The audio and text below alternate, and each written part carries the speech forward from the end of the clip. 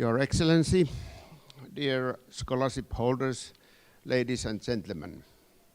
On behalf of the Finnish Society of Sciences and Letters, it's a great honor to welcome you to this very special symposium. The Finnish Society of Sciences and Letters is the oldest of 4 Finnish scientific academies, founded in 1838. In addition to our regular monthly meetings, we organize symposia like this one, publish scholarly books, and provide economic support to research in sciences and humanities.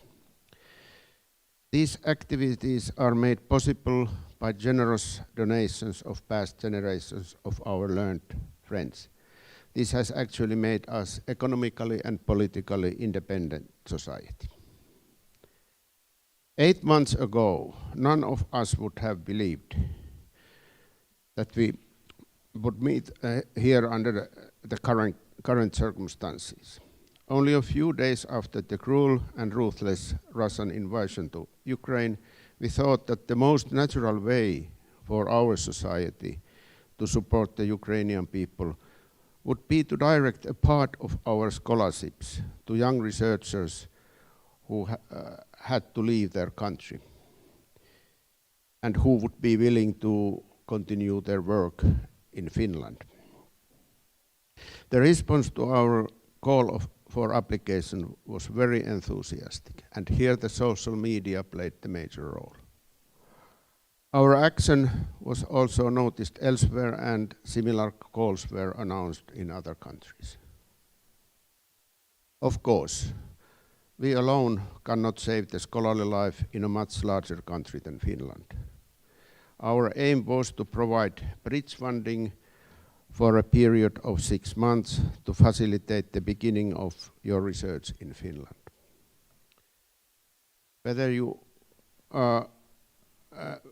Whereafter you and your mentors could seek continued funding from other sources. Thus far, we have funded 14 scholarships for a total of 170,000 euros. Dear scholarship holders,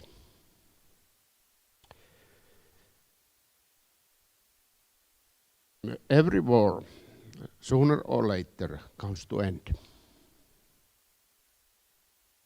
I expect that most of you are more than willing to return to your native country and contribute to the rebuilding of the learned society of Ukraine. I wish that the experience and new research networks you will have gained in Finnish universities will turn out much more valuable than the modest support we are able to give to you.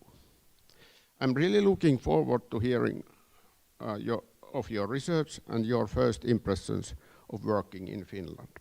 Thank you.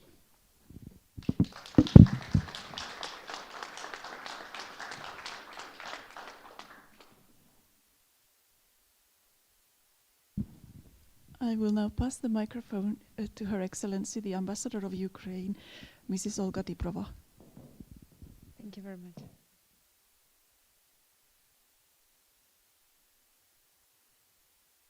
Dear ladies and gentlemen, Professor Koskinen, Professor Gyllenberg, дорогі українці, it's a big pleasure and honor to speak for you today.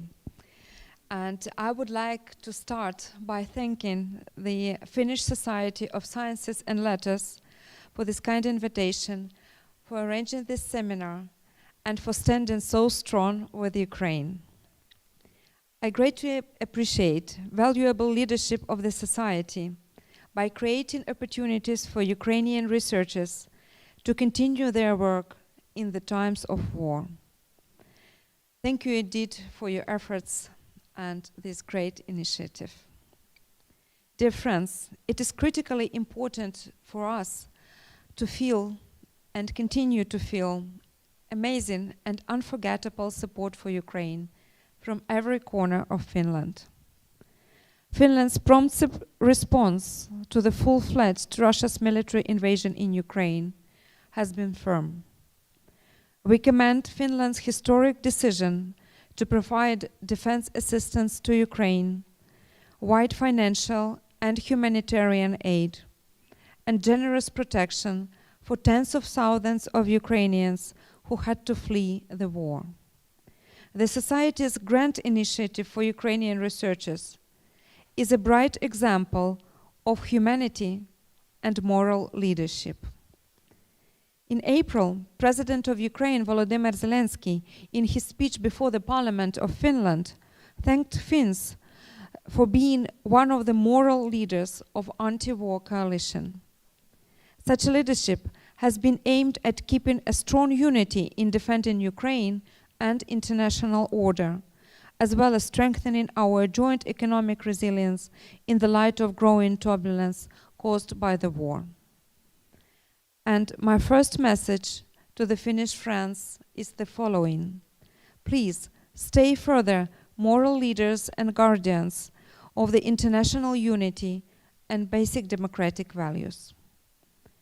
Dear friends, today is 238th day of Russia's full-fledged, unlawful and unprovoked military invasion in Ukraine, and the 9th year of Russia's aggression against Ukraine, started with illegal attempted annexation of Crimea and temporary occupation of the eastern parts of Ukraine. We are fighting for own existence as an independent state, for the right to be full-fledged members of the European Union and NATO, and for security and prosperity of Europe and the whole world. But at the same time, we fight for civilized approach for life, in which education is being pivotal. We are facing a unique window of opportunity when we can shape a new world and a new future.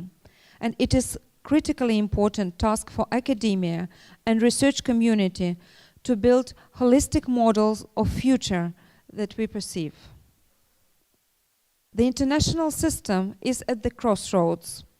It is in the state of maximum entropy, being weakened during 2 years of pandemic. Global system is under attack by a terrorist state of Russia, which is trying to shift the balance and redraw world political map by increasing randomness and unpredictability in world affairs. Future could be produced only by actions. Ongoing cruel Russia's military invasion in Ukraine proves that collective action, which have been long overdue, now are there. We have strong international coalition which is helping Ukraine to maintain its economy and defend its existence and European choice. We have wide coalition of partners practically supporting Ukraine's fight on the battlefield in the Rammstein format, and Finland is there. We have clear Ukraine's path to the EU membership, and we have true understanding among majority of actors on the international scene of the critical necessity to at least fix existing rules-based international order. We can reach a stable equilibrium of the system only if Putin's Russia is defeated. Ukraine's sovereignty and territorial integrity are fully restored as of 1991 borders, and all responsible for war crimes, genocide, crimes against humanity, and crime of aggression in Ukraine are brought to justice. It is tough and comprehensive goals. Nowadays, Russia uses a strategy of terrorist attacks, deliberately striking places in Ukraine where only civilians are present, and destroying Ukrainian energy infrastructure. Their goal is to demoralize and sow panic among Ukrainian population, so that it puts pressure on the government and demands an immediate peace treaty under any conditions. But they are unsuccessful, and they will continue to be so, because Ukraine is now extremely mobilized, and people understand that their sacrifices are necessary for victory over evil. Ukrainians are ready to die for freedom and values, and they are dying for it.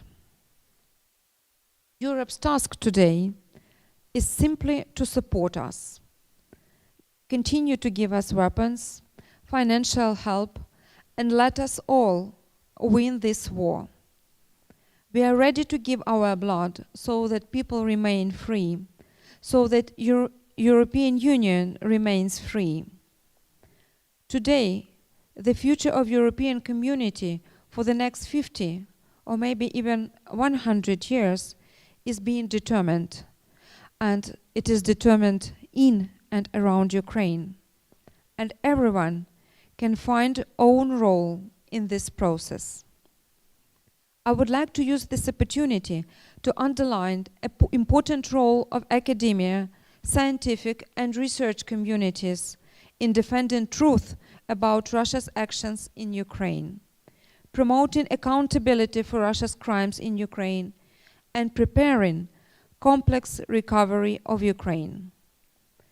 Regarding the latter, Ukrainian President Volodymyr Zelensky, in his address before the Finnish Parliament in April, invited Finland to rebuild the educational sector of our country. I strongly believe that our today's meeting and this unique team of Ukrainian and Finnish researchers could contribute to developing close cooperative networks between Ukrainian and Finnish scientific educational institutions.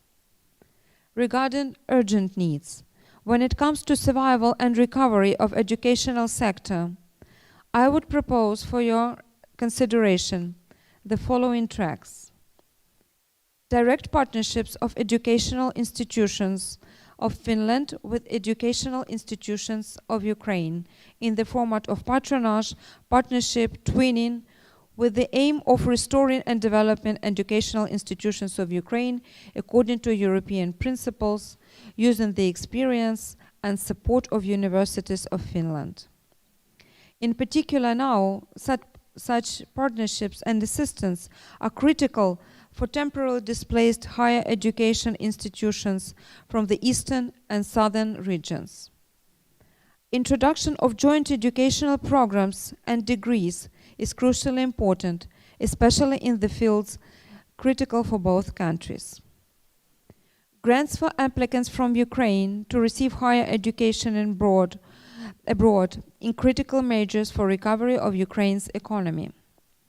Professional development and training programs for teachers to gain experience in effective collaboration with business and stakeholders for the development of territories, improving teaching skills, developing new educational programs, improving entrepreneurial and digital skills to adequately respond to the needs and challenges of the labor market. The Finnish Society of Sciences and Letters has effectively contributed in helping Ukrainian scientists, and I'm thankful for that once again, and looking forward to further assistance and engagement of the Society on all mentioned tracks. Dear friends, to win this war, Ukraine will need any valuable assistance, and I rely on all of you as representatives of scientific and research community. Together, we are much stronger, and together, we will win this war. Thank you very much for your close attention. Hello, really happy to be here, and thank you for welcoming and thank you for having us here.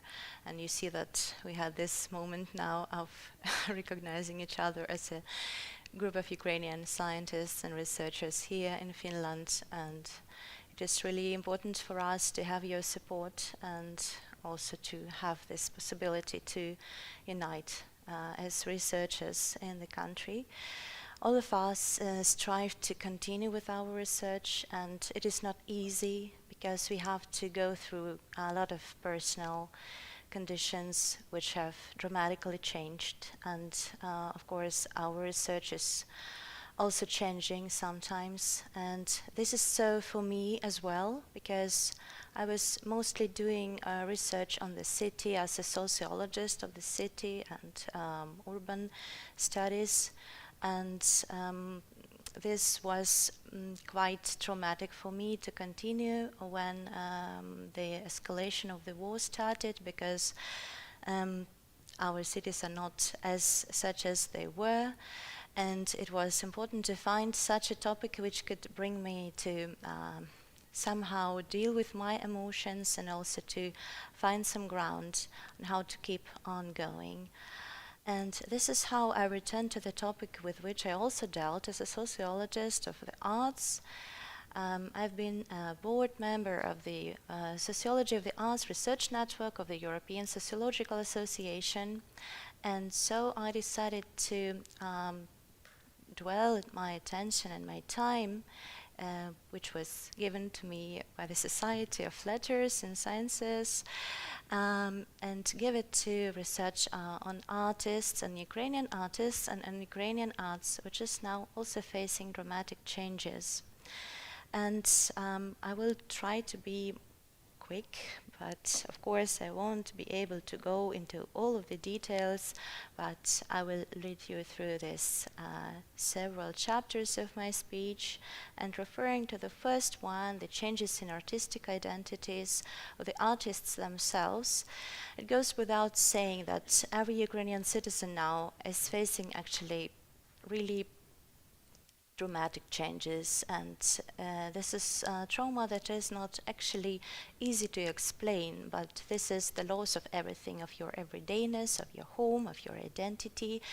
And for artists it is especially traumatic, because arts is something so fragile and something so subtle and something so dealing with harmony of the world, more or less, yes, that when the war starts, when everything is breaking down, it is really hard to endure and to find the answers to the question of who am I at all?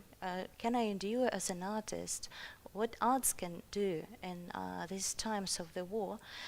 But artists were quite outspoken about them finding ways to continue. I have done work with, I have done interviews with artists mostly from Kharkiv, my native city, and from Kyiv, the city where I've done my PhD in sociology, with those artists who are still there and those artists who were made to leave because of the war doings and now are in other cities of Europe and Finland as well. And so I looked into their work and also into the work of artists with whom I spoke and with whom I have not, and I was trying to understand what are those changes that are there. And first of all, these are excerpts from the interviews with the artists, which actually really underline the main change in the identity. This change is to become not just an artist, but an artist citizen, to become a person who is professionally and personally speaking of Ukraine. And artists, most of them, were saying that they're feeling now the societal call to speak for Ukraine and to speak about Ukraine and to show Ukrainian values and to show Ukrainian symbolism and culture to the world, and actually to bring this word. For what can be more vivid and speaking to people than arts? This is an intuitive knowledge that we have, and artists in a way are those knowledge makers who, even before the scientists, who are more rational and try to be objective, are bringing this truth, this evidence of the wartime. At the same time, there are, of course, difficulties. There are hesitations which artists are going through. This, for example, consists in them trying to understand should they become volunteers, warriors, should they be involved into the actions connected specifically with the battle, or should they stay and do as artists? And actually, some of them said that it was impossible for them to continue their professional identity, so actually they left their professionalism as artists and started being volunteers, warriors. But some of them said that we will endure, and they found this strengthened them to continue with the arts and find new language and new statements for their artistic work. For some, it was really difficult because they have not worked with the word topic before, but most of them were saying that their topic on the content of their arts has changed. They started to work with the war, the experience of the wartime, because it was not possible to think of something else. Well, arts now really has this quite strong and political message, and this is so that now we see that Ukrainian arts features parts or items of ideological statements, which is quite understandable, because in the world where you do not, where you have defined these oppositions in you, and when you have to restore the value system and also the system of these meanings from a chaos which has happened, you have to be quite clear to yourself and to the others. So you have to clearly depict what is us and what are them, what is good and what is evil, what is right and what is wrong. And of course, many of the artists acquired, of the artworks acquired this political statement, which is sometimes also a judgment, an ethical judgment, a judgment of the doings which we as a people are facing during the wartime. This is also the opportunity for artists to create new concepts and new values, and also to illustrate who are the new heroes of the people. For example, those who give their blood as donors for the battlefield and the system of medical care, or those volunteers who are as new saints involved into this turnover of good, or people, Ukrainians themselves together, who are all the day fighting with this strange, unjust and unbelievable situation, and who are actually producing this unbelievable in everydayness. This regarded as a charter, a new charter, not an official political, but people's charter of being. And of course, artists are trying to say and pronounce what Ukraine is, what is the vision of Ukraine, how it can be. These works might be quite simplistic in a way, but they are really addressing, they are giving this voice to a clear statement, a vision of what we would like our Ukraine to be and what we would like other people to see about Ukraine. Arts also works as a therapeutic practice because, of course, the things we are now facing, the traumas, the all ongoing situations of loss and of chaos is quite difficult to cope with, and artists are trying to provide with their artworks channels for our emotions.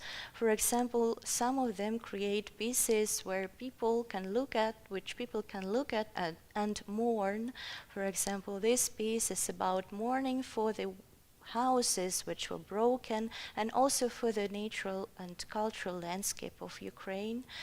There is a lot of performance pieces appearing which are directed to create a situation where people can feel and speak that about themselves and feel that they are not alone. For example, in this performance, Kharkiv performance artists are stating this question of where are you, which is so understandable to Ukrainians, being on the phone calls all the time and trying to understand where their relatives and their friends are, where themselves they are. This is a question about losing and regaining identity in you, and also through performative actions, it is able to bring this question back after this stiffness when you do not allow yourself to feel anything. For example, Mariia, one of the performance, she was showing a string going from her heart to an improvised map of the world where her friends and relatives are now. This somehow connecting herself to this space which has collapsed.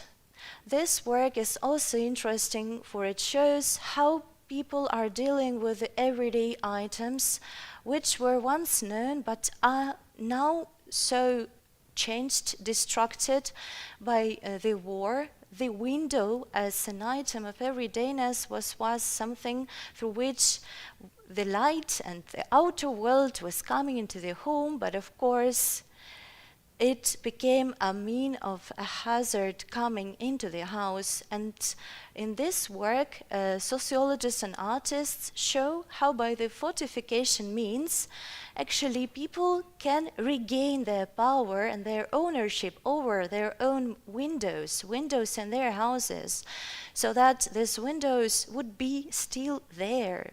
They're looking awkwardly, but this is the practice of regaining these windows back. And this piece is also very intimate, and it shows actually the result of the workshop by craftivist artists from Ukraine, who together with their participants of the workshop were creating this textile book of stories where each page represents one person and her story about the things left behind and things which were taken to emergency bag. And these are stories about things which were really taken and things which were actually left behind. And by doing this page in textile, a person can feel this, go back to the things and mourn in a way, and also create sort of a hope on this little page that, for example, she can return to her plants eventually, or something left behind. And to finish the presentation, I would also like to refer to the new role of artists as collective historians and artworks as collective memory objects, because this is really the time when artists are creating manifestations and bringing evidence in form of artworks of what is happening in the streets and squares of Ukrainian cities. This artwork was presented at the Venice Biennale and is actually one of the most powerful pieces in my mind, because this is not an artwork inside of an art hall but outside, recreating in a way the Maidan feeling of Kyiv, yes, the square where something is manifested. And this is actually a very important symbol. This is a monument covered or protected with the sandbags. And this is not only the symbol that we are losing our culture, but the symbol that we are protecting the culture. And this symbol is being recreated in many other artworks and photographs, like here, for example, because it is sort of really it has this meaning that we are willful and we are willing to protect our culture. There are many artworks created in a format of a diary, for example, a travel diary or a diary during the wartime, where each work, each sketch, each photograph is representing one of the days of this duration of this, well, let's say, quite awful continuity. But by gaining this time back, again, by bringing it and developing a story, by framing it and creating even some mysterious objects, like an angel, for example, artists are giving back life into their experience and are having this duration of time back to them. And here this this diary format is recreated, but the artist, for example, is paying attention to the most important events which are important not only in his private life, but also in the life of the people, Ukrainian people as such. And here are not only people, not only ordinary people, but also warriors, and also those animals who are helping us, and also the items of techniques. And the last picture will show you is this work with the memories which are as if taken back from us. Yes, this family photo archive which is shown is destructed by the bombing and shelling and by the voices of the war, but and also by the items of the war which come into the lives even of the youngest people of our nation. But at the same time, this is the attempt to keep this memory to us and not to give them back. And this is how artists are trying actually really to create this memory which will keep us in being patriots of our nation, and also to feel ourselves as unity. I'm finishing here, and I would like to wrap up this with a statement that arts really might seem something fragile, but you see that how many things are going through it and how interesting are these changes. And this is not only case specific for Ukraine. I think that art historians and sociologists and other researchers would easily recognize those things and changes in the arts which are happening not only in Ukraine but in other countries during the wartime, and in other people during this existential, ontological trauma. And I really guess that this is a very interesting thing to see, and also to feel what is going on through. Thank you.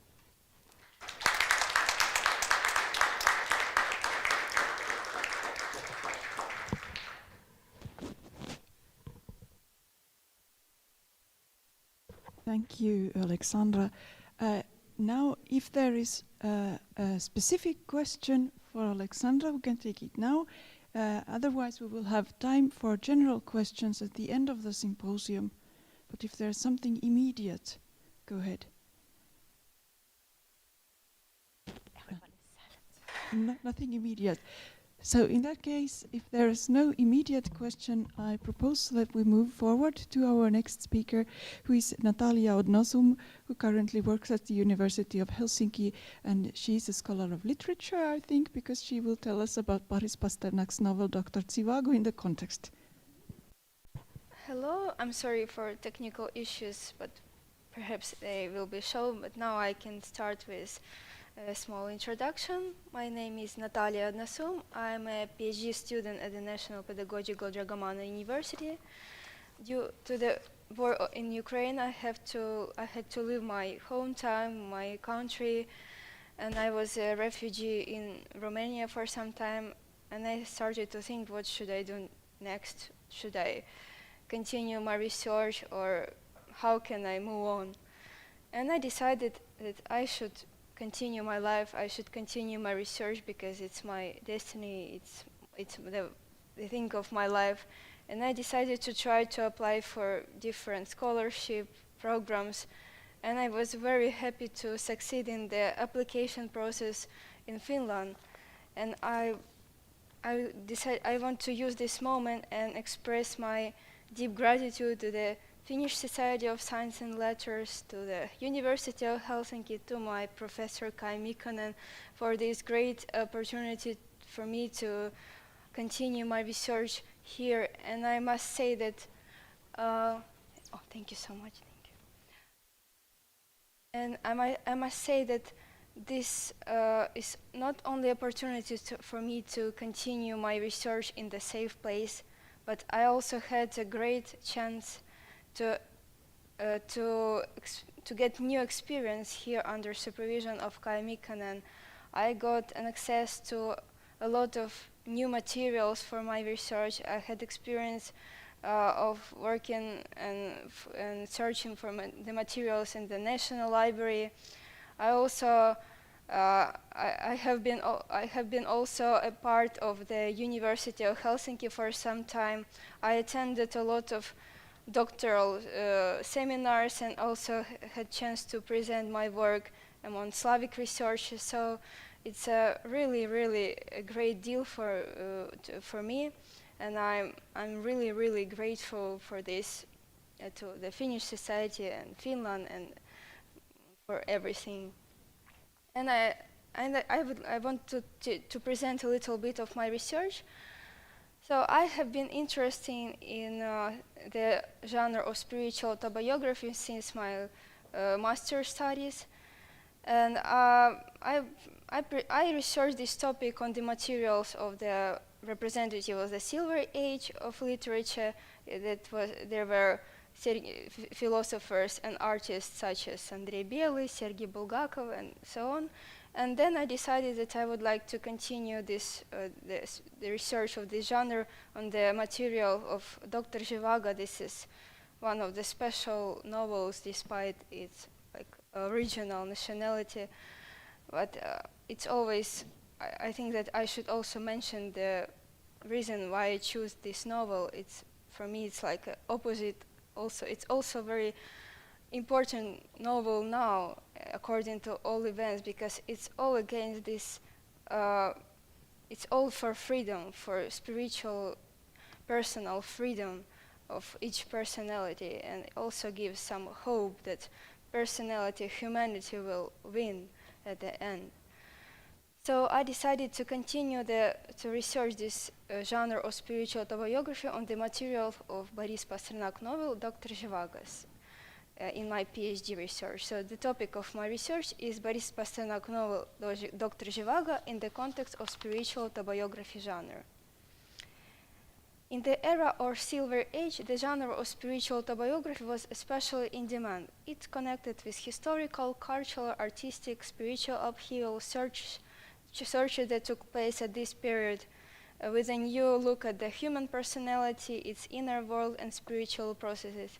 And in this era of crisis, there was frequently most appeal to the genre of spiritual autobiography among religious philosophers and who represent the new religious revival schools such as Nikolai Berdyaev with his Svetny Вечерний Bulgakov, Berdyaev, Andrei Bely, and others.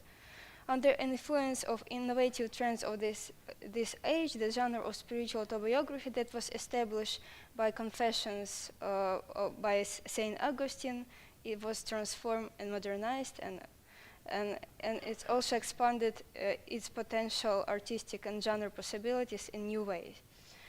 Dr. Zhivago contains a feature of spiritual autobiography that gets special realization due to its complex subjective structure.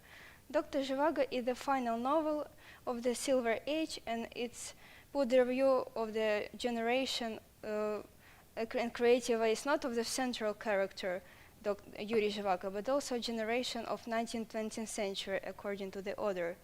I want to give the historical image of Russia over the past 45 years. At the same time, with all sides of my plot heavy set and elaborated in details, it will be an expression of my view on art, on the gospel, the life of man in history, and much more. The atmosphere of the thing is my Christianity, a little bit different than Quaker and Tolstoy in its breast, coming from the other side of the gospel, in addition to the novel. So this subjective whole of the plot is reflected in letters to Olga, Freydinger, and Mandelstam, is one of the main purposes for identifying feature of spiritual autobiography genre and its transformation in the novel. The novel is also postulated as a life creation. In the novel, we see the concept of overcoming the death with an act of art. So the Pasternak not also provide this idea in the text, but also does this act of artistic life with writing the novel. So it's his personal way in real life to overcome the death with this artistic act by writing this novel. So the main purpose of the work is to identify the features of spiritual autobiography in Boris Pasternak novel Dr. Zhivago.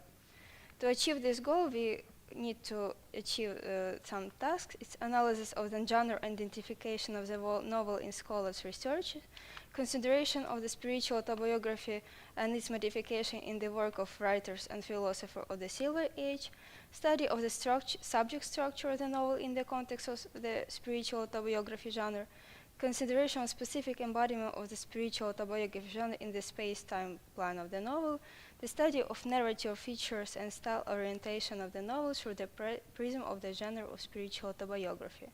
So a little bit about, in general, the structure of the work. The first chapter gives an overview of the main points of the definition with the theory of spiritual autobiography genre. The second chapter connected with the subject structure of the novel in the context of spiritual autobiography genre, and it includes paradigms of other character, generation character, and character Christ. The third chapter deals with chronotype component caused with realization of spiritual autobiography genre, and the fourth chapter with the features and narrative and style orientation of the novel through the prism of spiritual autobiography genre.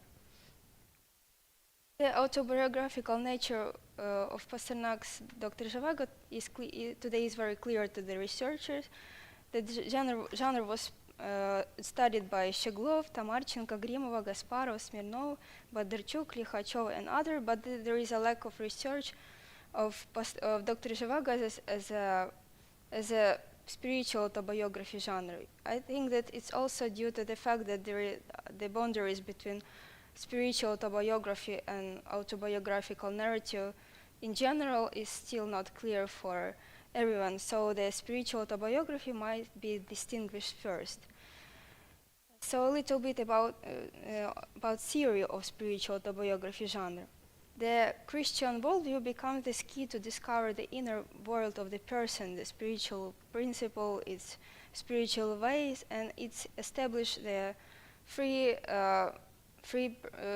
human's personality that is looking for its way and who comprehends her personal way, and it was this new way in evangelic life was established by confessions by Aurelius Augustine. Confessions by Augustine is not only like confessions of some sins in face of God, but also an attempt to comprehend his own personal life. Features of classical genre spiritual autobiography were deeply studied and identified by Averин, Isupov, Kavyrshina, Maximov, Pakhareva among Slavic researchers, and also Mark Freeman, Linda Andersen, Jens Brookmeyer, and others among European scholars. Based on the result of the research, we can single out the following main genre features of spiritual autobiography. Selection from the series of events only those moments that contributed to the spiritual growth of the character, concentration not on the external course of events, but on internal mental and spiritual processes, the moment of insight, spiritual awakening as a plot compositional point, the climax of the story, and accordingly the turning point of the character's life, direct and indirect appeal to God as the main addresses of the narrative. Dr. Zhivago can be read through all this generic frame of the spiritual autobiography, but the main genre-forming principle is the moment of spiritual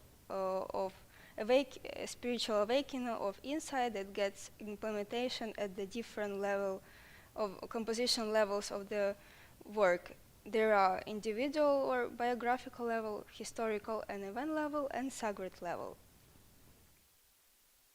Individual biographical level. In the novel we can single out several moments of insight, but we will mention two of them, but because they had the biggest impact on Yuliia Zhivago lives, and they they lead the character on the new path, a spiritual path into history found by Christ, according to one of the characters of the novel, Vidyanyapin. The first spiritual insight happened with Yuliia Zhivago in his childhood, when he lost his mother and he was praying to God to set his mind onto the true path. This moment is very important because it was his first responsible choice according to the heaven. So he, in the first step towards overcoming death and achieving the eternal life. The result of the second spiritual awakening became clear during his healing at the bedside of sick Anna Ivanovna Gromeka. And when during his medical practice, Yuliia Zhivago came close to the mystery of the life and death. When he saw the in shapeless pieces of body, the potential of beauty and resurrection. So, and when this reflection on the problem of life and death, this closeness to the death, revealed the mystery of life and death, and as a result of this comprehension, the mystery of life and death is a comprehension of new character of relationship between God and the person, but between earth and heaven. So it's a personal freedom in spirit. In addition to the life of Yuliia Zhivago, we can also see individual lives and awakening of other characters. But if we see the spiritual way, the full spiritual way of Yuliia Zhivago with all spiritual stages, insights, comparing to Yuliia Zhivago's life, the other lives and spiritual ways of other characters are presented implicitly. We can just guess about their spiritual way according to their philosophizing, according to some results of their philosophies, and so on. The other level is historical and event level. So on the other hand, we can talk about individual ways, spiritual ways of character, but in general they can't also exist separately of each other. The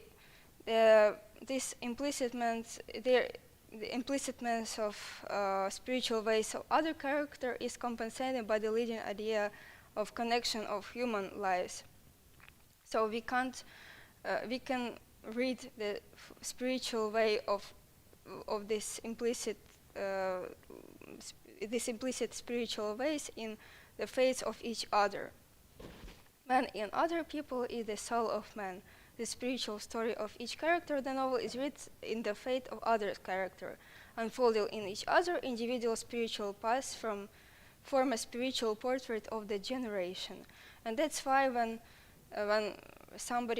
there are some collisions happen and crises happen in the history, they get its own representation in the individual way, spiritual wave of each character. That's why everyone came to life, was reborn, everyone had transformation, upheavals, each had two revolutions, one of his own personal and the other common. And also the third one, the sacred level. This sacred level gets realization thanks to the dialogue with the revelation of John and this, well, we know that the specific of apocalypse lies in the fact that it refers not only to some historical event, but it also refers to the individual spiritual life of each character. And Dr. Zhivago in this way also has this symbolic principle of presenting some human destiny and history. In this thanks to this very high generalization, it represents the way of the generation, and it's also included and also represent the history of all generation, all stages and ages in general. So in this way, it's all dialogue with the revelation of John in the symbolic iconographical principle of presenting single human's destiny and a history. The novel Dr. Zhivago is a spiritual autobiography of a generation, thanks to symbolism of each personality of the entire generation, and as an icon demonstrate the apocalypse of mankind. And here I summarize all these levels in this construction, when we can see how this spiritual autobiography is built through these three levels. And that's why thanks to this complex polyphonic structure of the novel, this spiritual autobiography is not only of the author, because whose autobiographical level is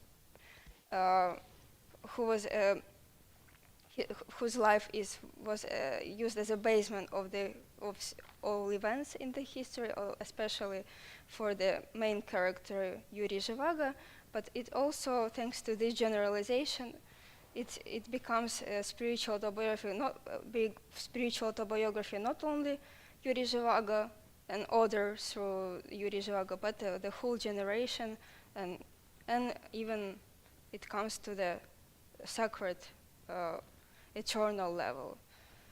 So, and it's like this spiritual autobiography of generation, all these boys and girls who pick up Dostoevsky, Solovyov, socialism, Tolstoyism, Nietzscheanism, and the latest poetry. All this approximately the same and constitutes under modernity. The main feature of which is that it's a new, unusual, fresh phase of Christianity. This is generation that re-understood that side of the gospel that artists have long felt and expressed best of all.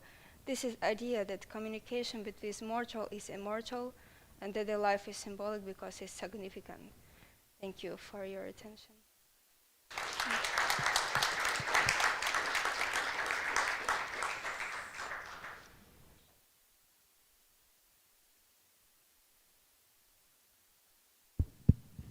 Thank you. Thank you, Nataliia. Are there questions, immediate questions for Nataliia? Or we save the questions for later. If there are no questions right now, I thank you again, Nataliia, and we move on to Nataliia Novosolova from the University of Eastern Finland currently, and who will talk about the transition. You're a scientist, I think, natural sciences, neurobiology.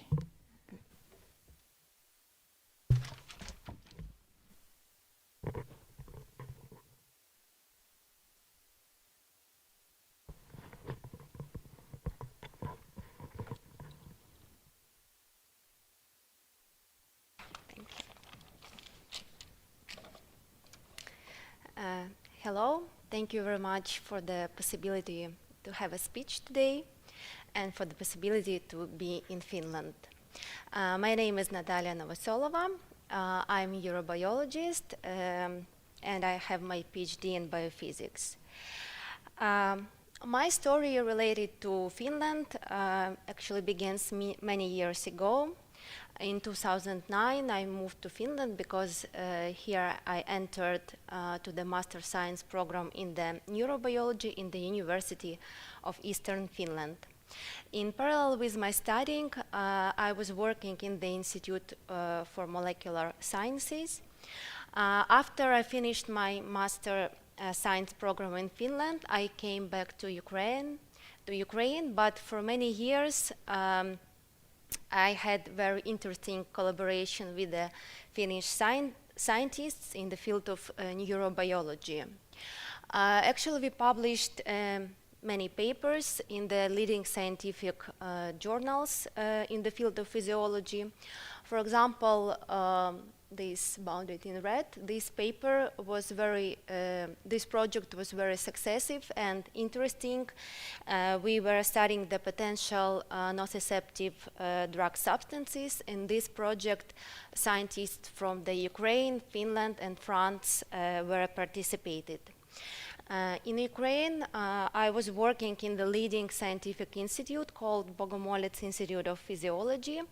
Around 40 years ago, inside of this institute, very worldwide known technique to study the physical properties of the cells was invented. This technique is called patch clamp. Patch clamp is when we clamp the cell on the tip of the tiny glass microelectrode, and with the help of this technique we can test the potential effect of drugs on the neuronal cells or to the neuronal cells in tissues. So the main direction of research of the Bogomolets Institute of Physiology are different electrophysiological techniques to study the pharmacological potential of different substances on cells. This is a photo of my elder daughter in the evening of 23rd of February. Next day, she was going to present in school her project about the beer. Next day, 24th of February. And this is actually the last photo on my cell phone before our lives were changed during the next day. In the evening of 24th of February, we escaped the Kyiv. We moved to the west of Ukraine, somewhere here.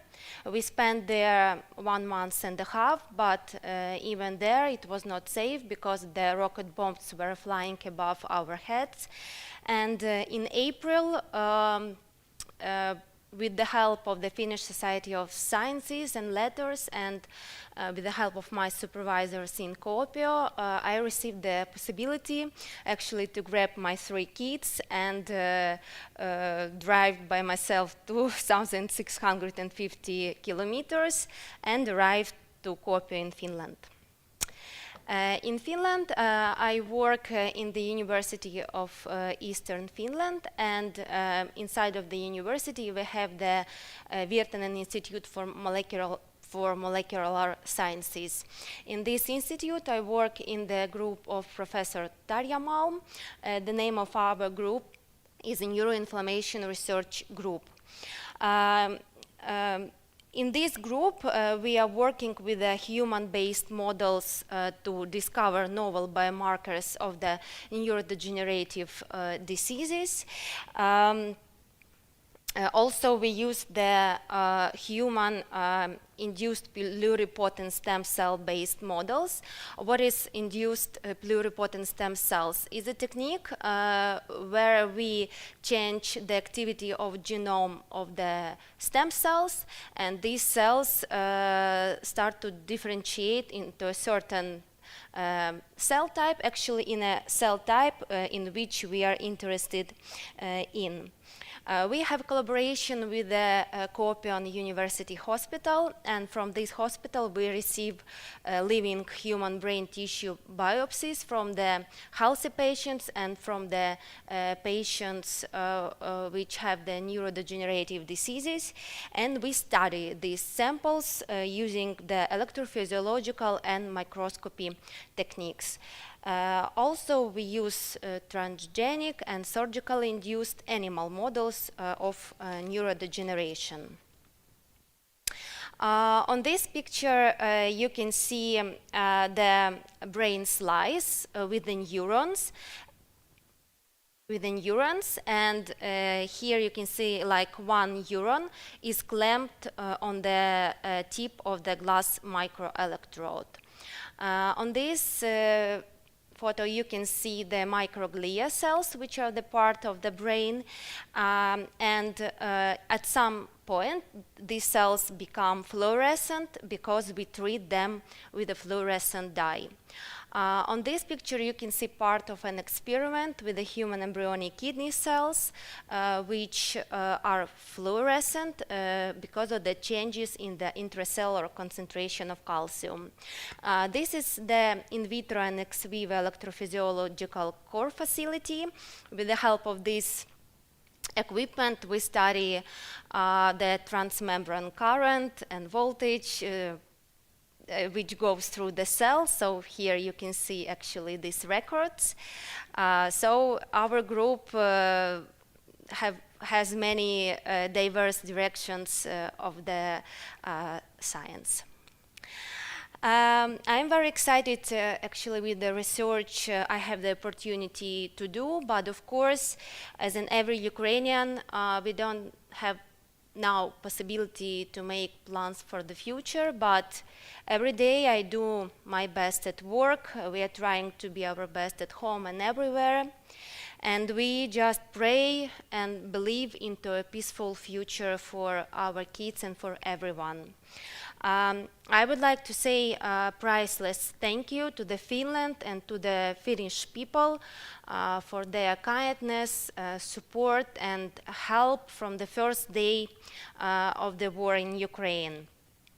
And I actually feel this support in every side of everyday life. Of course, I would like to say thank you to the Finnish Society of Sciences and Letters for the possibility to have work and continue research, and also to my supervisors, Professor Tarja Malp and Professor Rashid Giniatulin from the University of Eastern Finland. Thank you very much for your attention.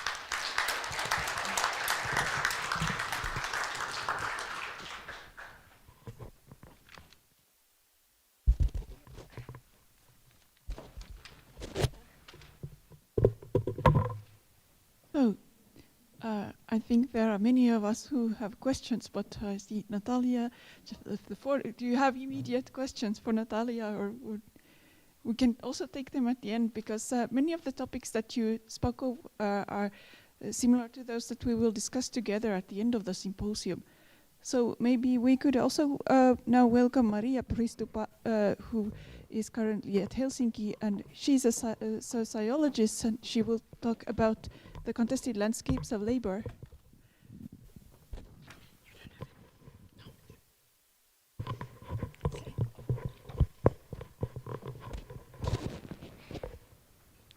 I think it's good. Hello, I'm very honored to be here today. Thank you everyone for coming. My name is Mariia Prystupa, and I'm going to tell some kind of a personal story and include some details about research, because research for me is a very personal issue. I was born in Kharkiv. It is a big city in eastern Ukraine, and I have lived there all my life. And I had to leave it in the beginning of March this year because of the start of the war. In fact, our city is somewhat 40 kilometers from the Russian border, so we were kind of the first to know. In Kharkiv, I studied in Kharkiv National University, which is very important institution, both in Ukrainian educational system in general. This is one of the best universities, both in Ukrainian ratings and international. And it is a very important symbol of our city as a city of students, education and science. I have several tries to enter this university. I knew that I want to study there from the very childhood, but it took some time to find what exactly I'm going to do. I'm a social researcher. I say it proudly because I have been this way some time before I actually found that sociology is what I want to do. And I entered first year of the Department of Sociology in 2013. And since then, I was sure that this is what I want to do. Here in Finland, I was accepted by the University of Helsinki. There is a wonderful person at the Department of Social Sciences. Her name is Eva Luhtakallio, and she made an initiative to invite Ukrainian students to the University of Helsinki right when she learned that the war has started. And there is a small community of Ukrainian bachelor students in the University of Helsinki. And of course, I would like to thank the Finnish Society of Sciences and Letters for providing me this opportunity to stay in the safe place and continue my work, because research is a work that requires concentration, and it is just impossible to concentrate on anything when your life is in danger. And during first several days of the war, what I was experiencing, I think it can be described as diminishing the human nature. You no longer feel human, you only survive and do nothing else. It took me quite a long way to come to Finland, though I think it is a little strange because I have long admired Finland. It started from the Finnish music and the Finnish language, and I have never been here before, and so I'm very glad to be here now. I could say that it has become my second home. It is a very specific feeling, I think, familiar to many Ukrainians, that home is divided into two separate parts. And I've listened to a lecture, and that person was saying that usually home and safety are one for us. But on the 24th of February, we all found ourselves in that situation that home is no longer safe, and we can either stay there and continue being in danger, or we can leave to safety, but leave our home. The research that I'm thankfully can continue now, it is in the field of sociology of labor. I think that this is a very important topic because for example, in Ukraine, like 2/3 of population of households depend on the income from hired labor. And this is more or less like that in most of the European countries. I can see that there are many transformations going on in the field of labor, mostly because of technological development and especially digital technologies. Current problem that I'm working on is the difference between physical space and social space in the process of labor, which is made possible by digital technologies. And I took up on this topic in 2019 when I started my PhD research. And then in 2020 we had a COVID pandemic. So I've seen very significant shifts because 15 years ago it wouldn't be possible to so massively continue working remotely as it was in 2020. for technological reasons. We didn't have the devices, the internet connection, not to say about cultural practices, which we still don't have in sufficient volume.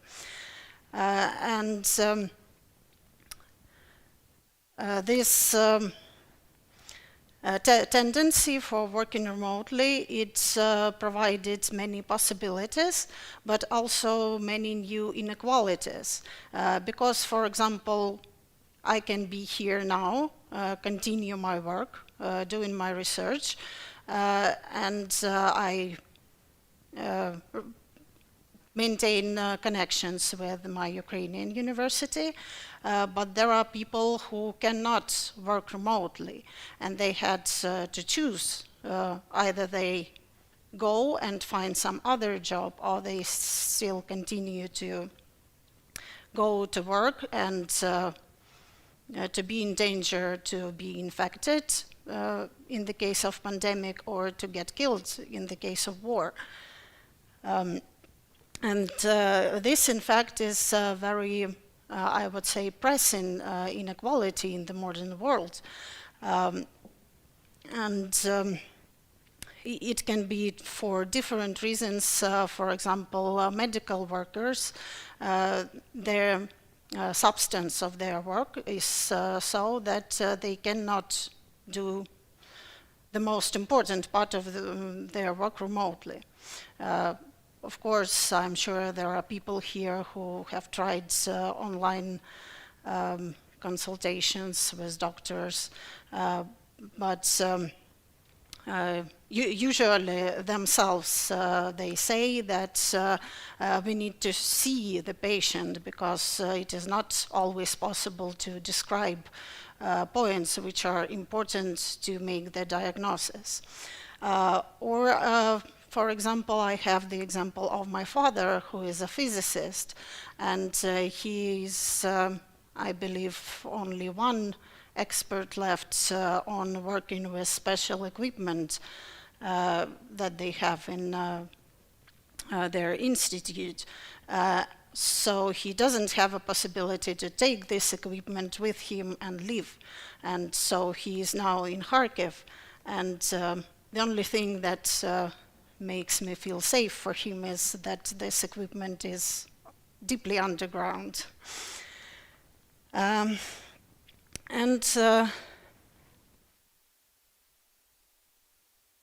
Yes, about the war. So some people who were able to work remotely, they could change their location more easily. For example, a lot of people working in the IT sphere. In Kharkiv, there are a lot of such people. It was, maybe it still is, one of the centers of developing this sphere.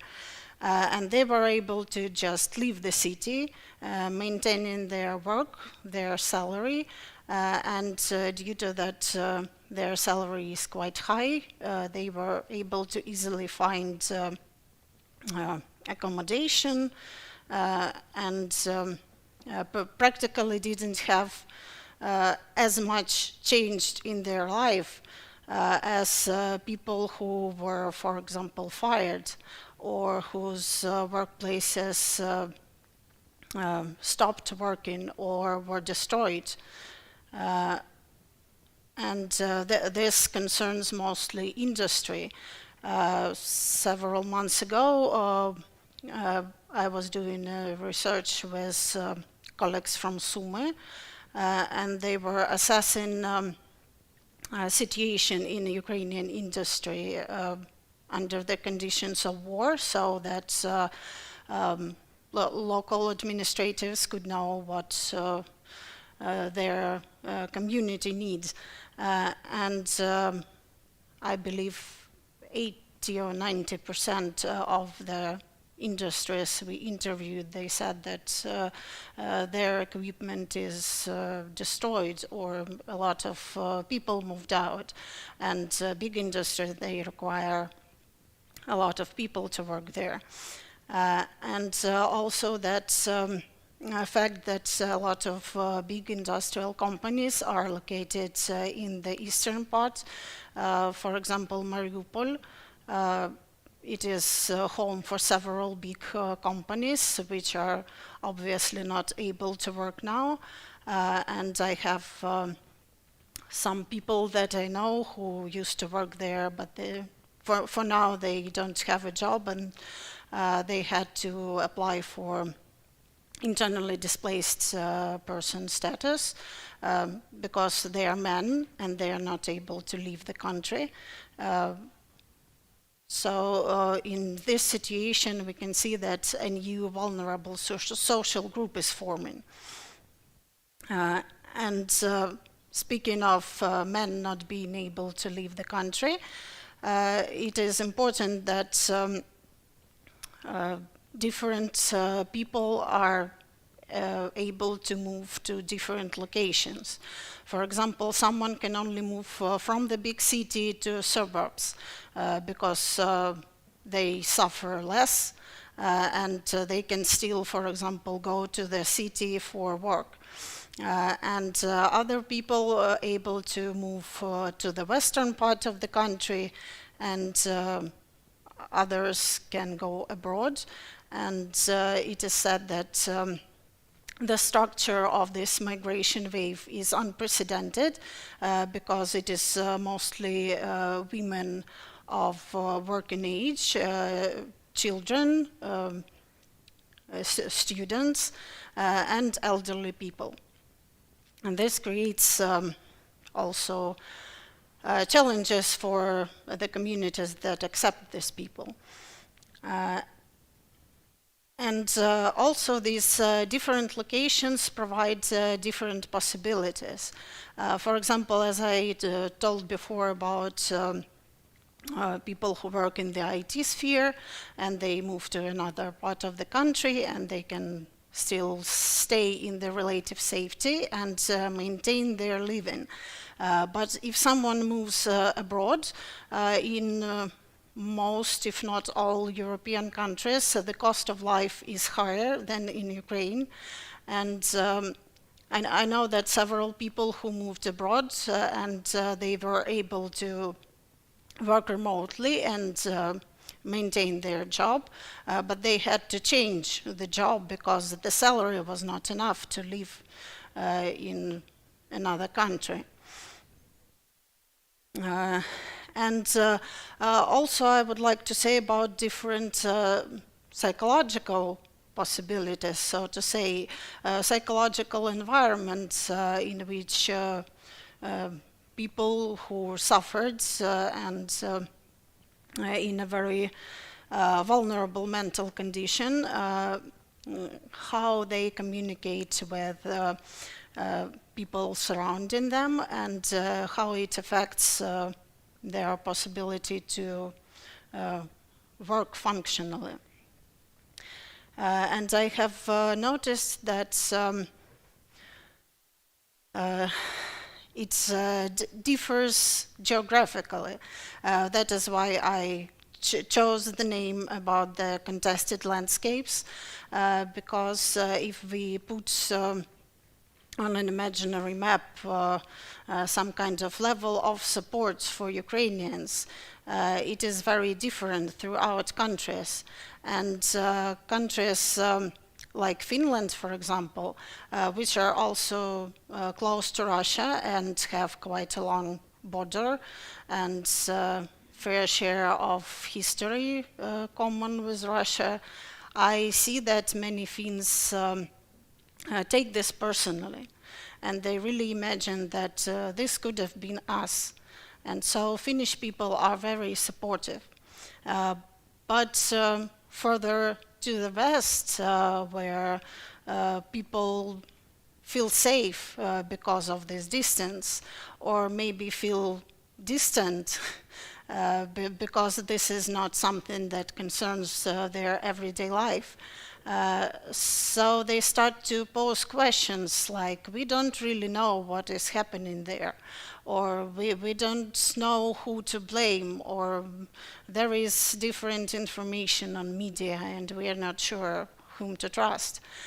So, for example, my sister, who is now in London, she was telling that people are eager to help and support on a personal level, but on a more general level, they are staying cool and keep distant. This difference, it also affects how people feel and how they can function.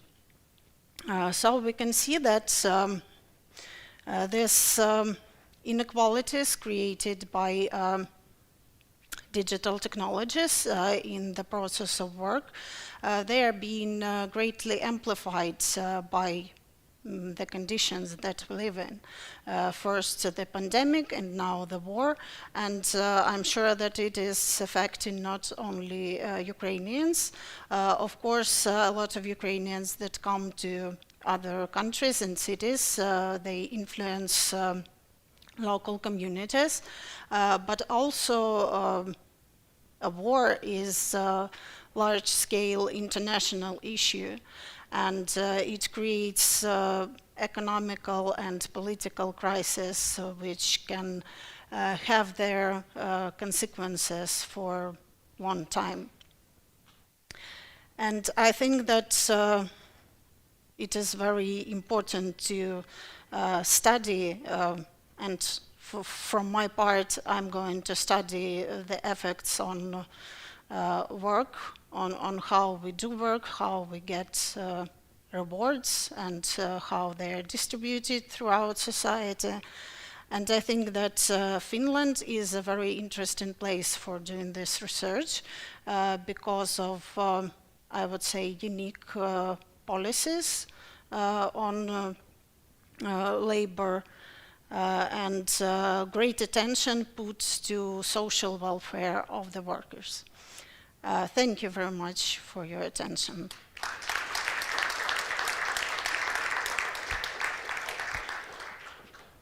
Good afternoon, everyone. I am Yuliia Bardadym, and I want to tell you about my polymer research in Kyiv and Helsinki. I am from Dnipropetrovsk region in the center of Ukraine, and I graduated from Department of Chemical Technology in the Dnipropetrovsk National University, Oleksandra in Dnipro. And after I decided to enter the postgraduate study in the Institute of Macromolecular Chemistry of the National Academy of Science of Ukraine in Kyiv. So the National Academy of Science of Ukraine, it's a very big organization which includes 149 scientific institutes and 35 research enterprises in the different cities of Ukraine, for instance, Lviv, Odessa, Kyiv, Dnipro, Kharkiv, and others. So the National Academy of Science of Ukraine has 14 departments, and Department of Chemistry includes my Institute of Macromolecular Chemistry, where I work. So in 2018, I researched a degree, candidate of engineering science, PhD, in the area polymer and composition materials production process in the Ukrainian State University of Chemical Technology in Dnipro, and decided to come back to work in Institute of Macromolecular Chemistry of the National Academy of Science of Ukraine in the Department of Polymer Modification. So my department has the main scientific direction of work. It's supramolecular chemistry, structural chemical modification of polymers, in particular using cyclodextrins, work under natural polymers such as cyclodextrins and cellulose, pectin, chitosan, and others, and biodegradable polymers. After my defense, I took part in a few projects. It's production of photocatalysis to purify water from organic pollutants. So we created a new photocatalyst and advanced this material to possibility to use 15th cycle of water purification without significant loss of catalyst activity, reduction of purification time by 4 times, and we can use a very low concentration these materials. Other project is a reduction of silver ions in water or ethylene glycol in the presence of cyclodextrin and its derivatives. This project should start in this year, and functional nanocomposites based on polyelectrolyte complex and metal nanoparticles such as silver, nickel, and iron. So we want to create new materials that have effective antiviral and antimicrobial action. So medical dressing materials and antimicrobial coatings. Our group took a grant for the National Academy of Science to research groups of young scientists of the National Academy of Science of Ukraine for research in priority areas of science and technology. We plan to work under this project 2 years, this year and next year. In March in this year, I took a grant from the Finnish Society of Science and Letters and started to work in Department of Chemistry of University of Helsinki. So during this time, I visited special courses on polymer synthesis and rheology. I took part in research project H-bonding motifs in polymer emulsions. I learned how to work with new instruments, and I took part in a few international conferences in Poland and Montenegro. So next 2 years I will stay to work in this department. I took a grant, mobility invitation from Ukraine to Finland, from Academy of Finland, and I will work under a new project, cellulose derivatives for materials of complex molecular structures. So the goal is to revolutionize cellulose processing into innovative particles and fibers, combination of cellulose and synthetic biocompatible polymer. So, and the last, I want to say thank you my research group and Department of Polymer to support and help, and all Finnish people that support Ukrainian people. And I also want to say thank you Finnish Society of Science and Letters, University of Helsinki and Academy of Finland for support the Ukrainian research.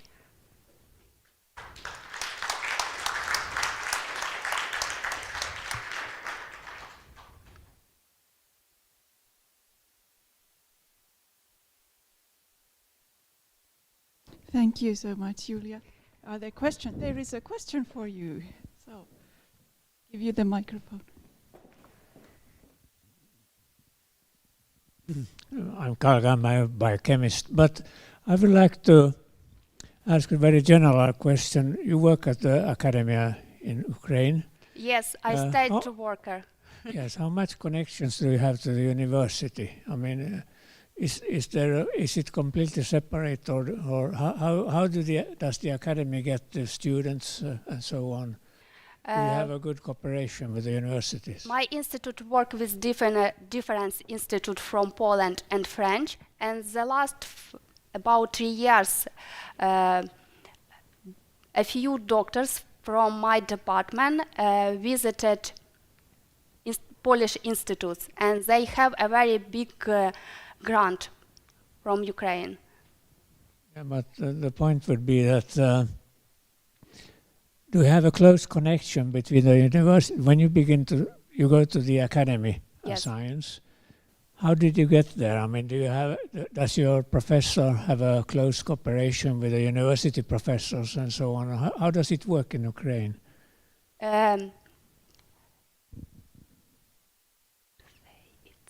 Are they completely separate?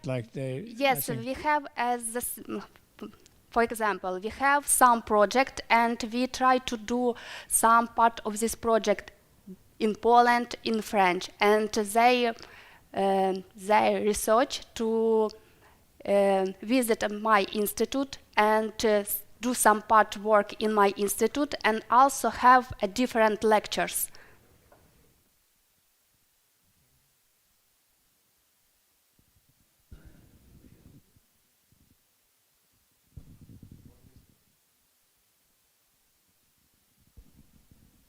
Sorry, I don't...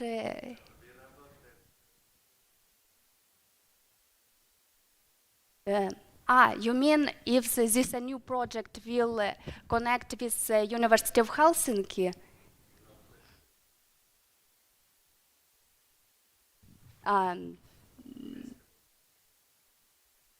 I work in the Institute of Macromolecular Chemistry. I was a young scientist.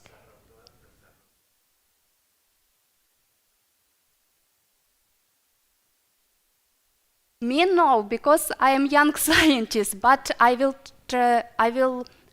we plan to work with Polish Institute in the last grant to include this cooperation.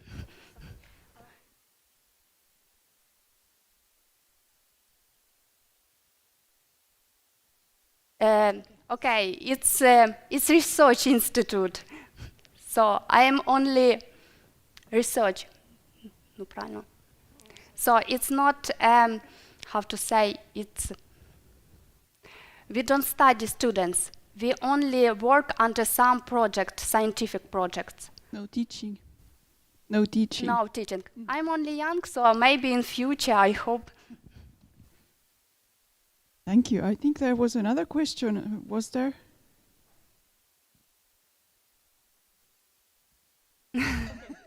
Okay.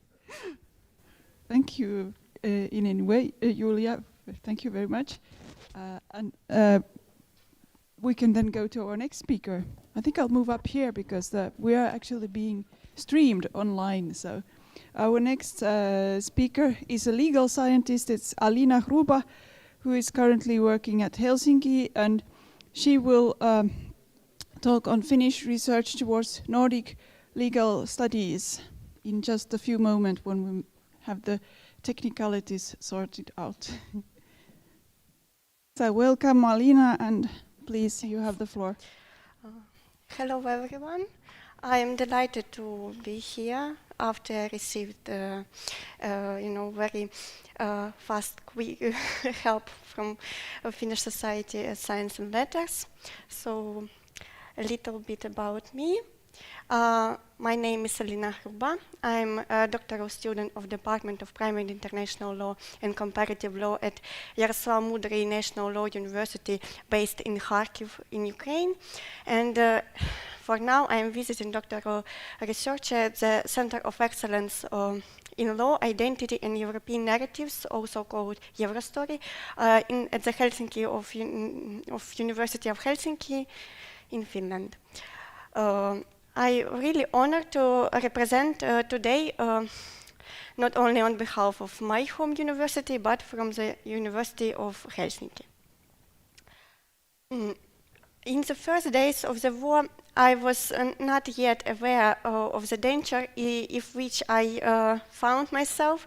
To be honest, my one concern was that about almost all academic plans will be ruined.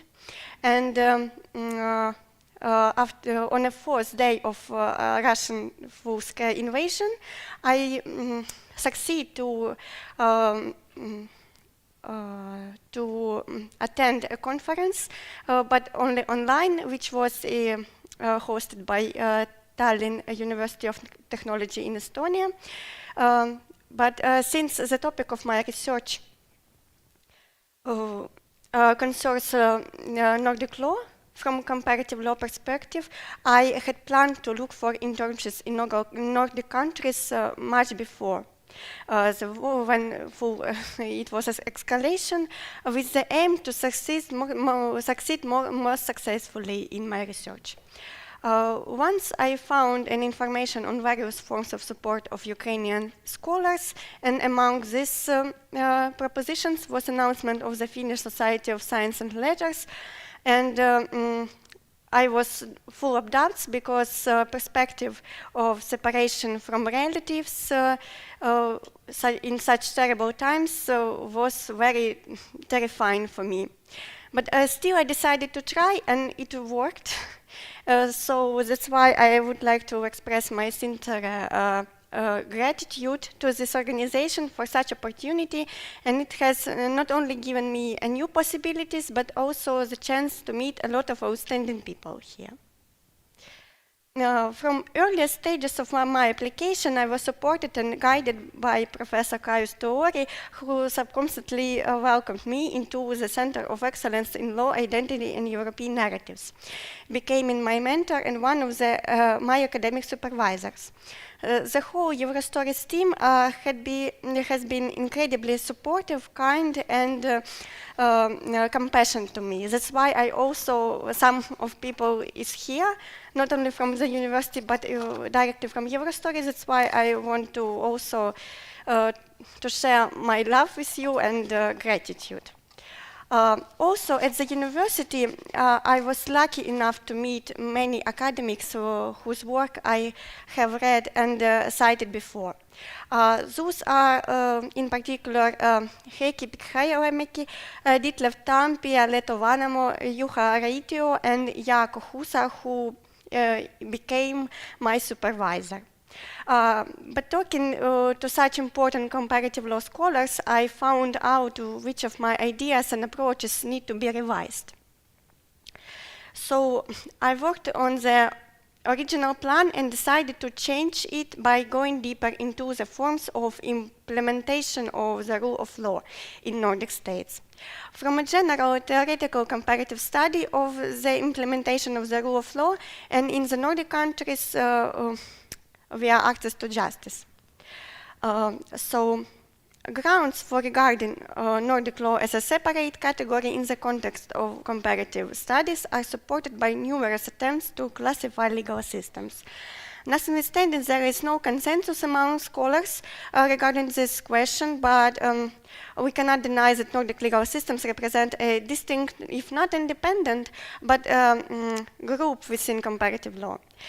This was facilitated by historical preconditions which set the stage for close cultural and legislative cooperation. However, when we are looking at the legal order of 5 countries, it's possible to distinguish 2 subgroups. As a division into East Nordic, Finland and Sweden, and West Nordic, represented by Norway, Denmark, and Iceland, legal systems reveals closer links and common roots in the development of legal systems and identifies their particularities. Accordingly, an analysis of the Finnish and Norwegian legal systems will therefore provide a contrast to describe the features of the rule of law in Nordic law through a study of implementation of dispute resolution through access to justice. My homeland, Ukraine, has embarked on a course of building a law-based state, which with the accumulation of forces and efforts by representatives of all the segments of a population, from the average citizen who strictly abides by the laws and other regulations, to the representatives of government, legislators and judges, who besides the above are directing their action toward important change in the creation of welfare state. Notwithstanding that the Constitution of Ukraine ensuring the recognition and validity of the rule of law, at present we cannot fully bear witness to this. Therefore, it is extremely relevant to implement the successful experience of developed welfare states in the national legal systems. Ukraine adherence to European course of development after the end of debilitating war will require radical changes to build a state governed by the rule of law. In this case, the experience of the Nordic countries may become very opportune and effective. Through research into access to justice and dispute resolution, I expect to find an answer to the question of how the current judicial system should be reformed to ensure the validity of legislation and the right of every person to a fair trial. Moreover, despite the existence of the hypothesis that the legislature should prevail over the executive and the judiciary, I believe that it's in the judges who contribute to the proper implementation of legislation, ensure the unjust laws are repealed, and overturn unlawful acts of public officials. Therefore, an analysis of the rule of law through its access to justice elements is highly relevant. The main question of the study is what the features of the implementation of the rule of law in Nordic countries are and whether the Nordic rule of law can be identified as a separate phenomenon. The answer to this question is expected to be found through an analysis of access to justice and forms of dispute resolution in the two Nordic countries, which will be represented by Finland and Norway. A comparison of this legal order of these countries will make it possible to draw conclusions about common development trends in Nordic legal culture. Accordingly, by comparing the concepts of the rule of law and Rechtsstaat, the next step is to identify the elements that constitute the Nordic rule of law. A detailed study of access to justice as an essential element of the concept will identify the strengths and weaknesses of the implementation of the rule of law in the legal systems in question.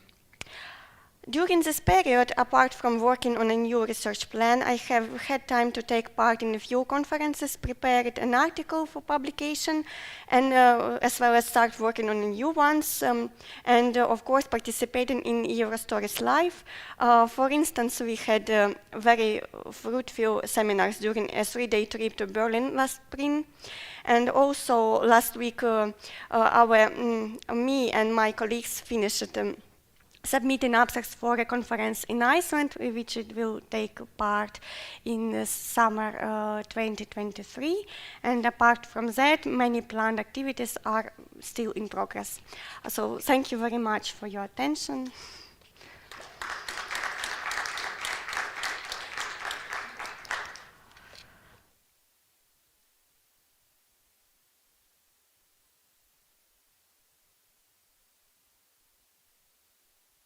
It's most interesting. Are there questions? Yes, please. There is a question.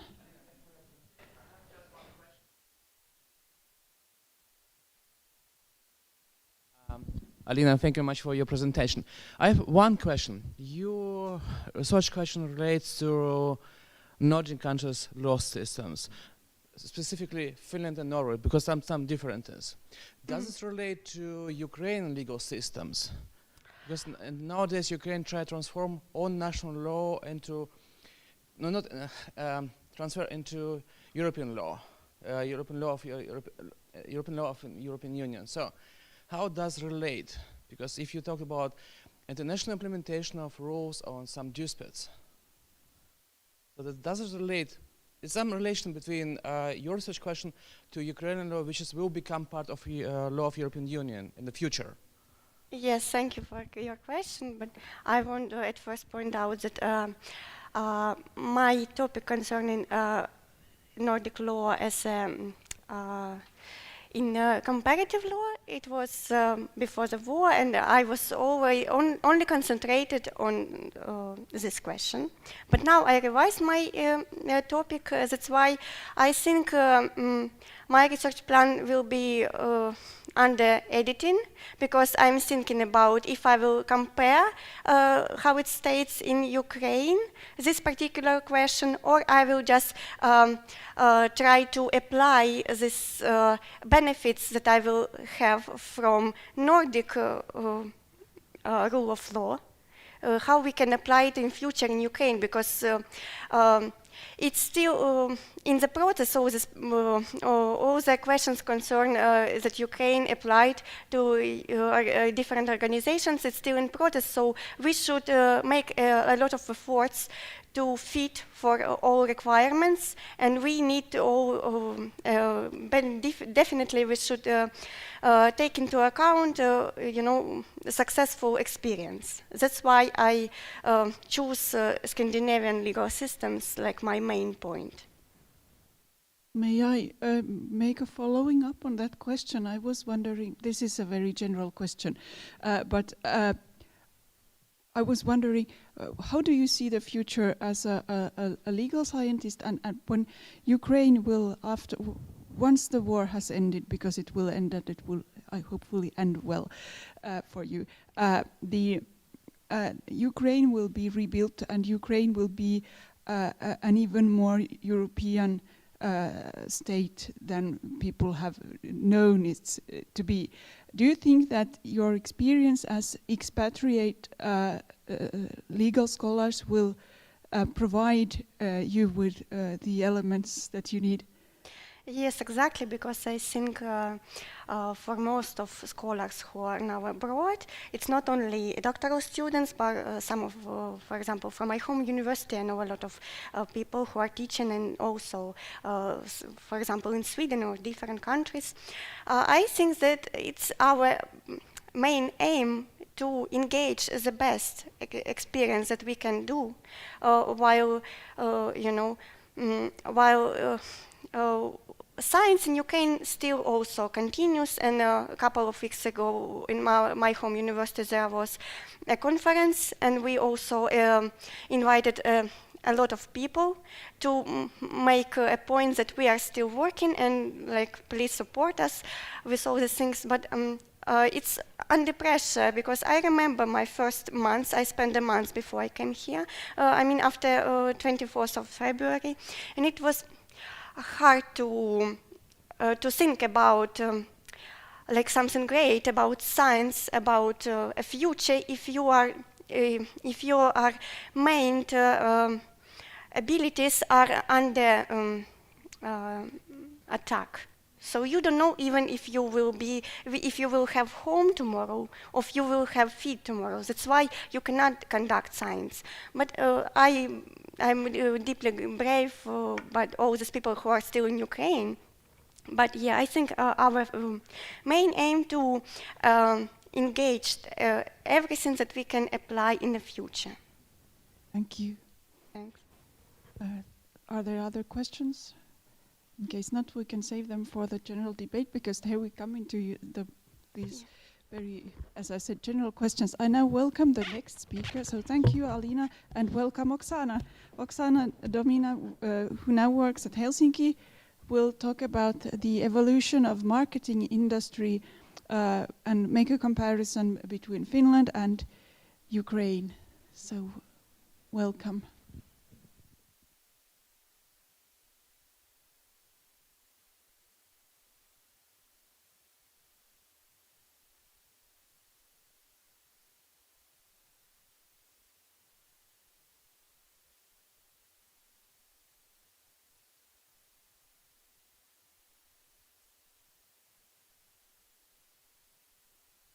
Sorry. Greeting to everyone. Firstly, I would like to thank the organizers of this event. It's my real gratitude for this symposium, and because of you, this research is possible. And let me start saying a few words about myself. I'm executive director of non-government organization, Ukrainian Union of Marketing Experts, also assistant professor at National University of Taras Shevchenko National University, and grant-funded researcher at University of Helsinki. And the topic of my research is the evolution of marketing industry on the example of Finland and Ukraine. The topic of my research is the evolution of marketing industry on the example of Finland and research. And speaking about the purpose, it is the determination of the development patterns of marketing theory and practice on the example of Finland and Ukraine. Speaking about methodology, historical message was taken as the most suitable, and for this study, ex post or inductive periodization was taken. I agree with Professor Sariha's point that this research, that this approach are the most crucial, because we can see about possibility to inform correctly about the evolution of events, and it's also like the voices from the past. Speaking about the research process and data collection, I want to admit that it was the most valuable for me to take the access to the literature, to academic historical literature on marketing in history in Finland and Ukraine. I had access to online resources, but what it was most valuable, it was the consultation with prominent Finnish scholars. I want to mention Professor Sari Haavisto of this wonderful book and her valuable contribution to my research. It's hardly to say more about it. Professor Henrik Tikanen, Professor Visa Heinonen, Professor Niila Kaupi, and many others. So speaking with such great people, with such prominent people in Finland was a real pleasure to me and to my research. And I want to start just with a brief speaking about marketing in Ukraine, that the development of marketing is a serious practice in its evidence of economic maturity of any country of the world. And marketing has gone through a long period of its formation, and now it's a modern concept of business management.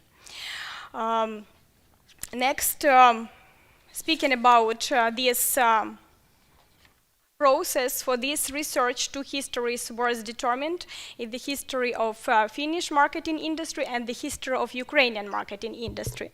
And in Ukraine, the history of marketing begin with this market transformation and social order. When we're speaking about Finland, so it's begun with reciprocal relationships amongst the multiple key practitioners, institutions, and these institutions led to the advertising agencies which supported businesses in their marketing activity. And for this purpose, two models were constructed. The first model is a marketing development model of theory and practice in Finland. Formally, marketing in Finland started with the first advertising agencies established in 1883. And then, of course, marketing started long before it was considered as a profession. But then it was developed through the launching marketing programs at Helsinki School of Economics. It's the study of selling and advertising, the study of trade and management. A lot of courses were launched. It moves to the big era of marketing and education in Finland, like the private business schools nationalization would affect all spheres, and marketing, of course, as a result, the appearance of the labor market of highly qualified specialists in the field of marketing. And you can see that it was like this cyclical repetition model that started from practice, then to theory and education, and once again to business. When we're speaking about Ukraine, everything the starting point was 1992, and it was after the Soviet Union disintegration and Ukrainian independence. I will clarify it later.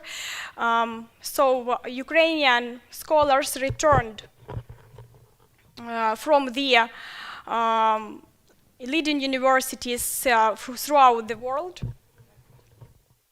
Oh, no, I think I will go. And they returned from different grant programs, from different projects to Ukraine and opening marketing departments. So it was a subjective factor that forced this development of marketing.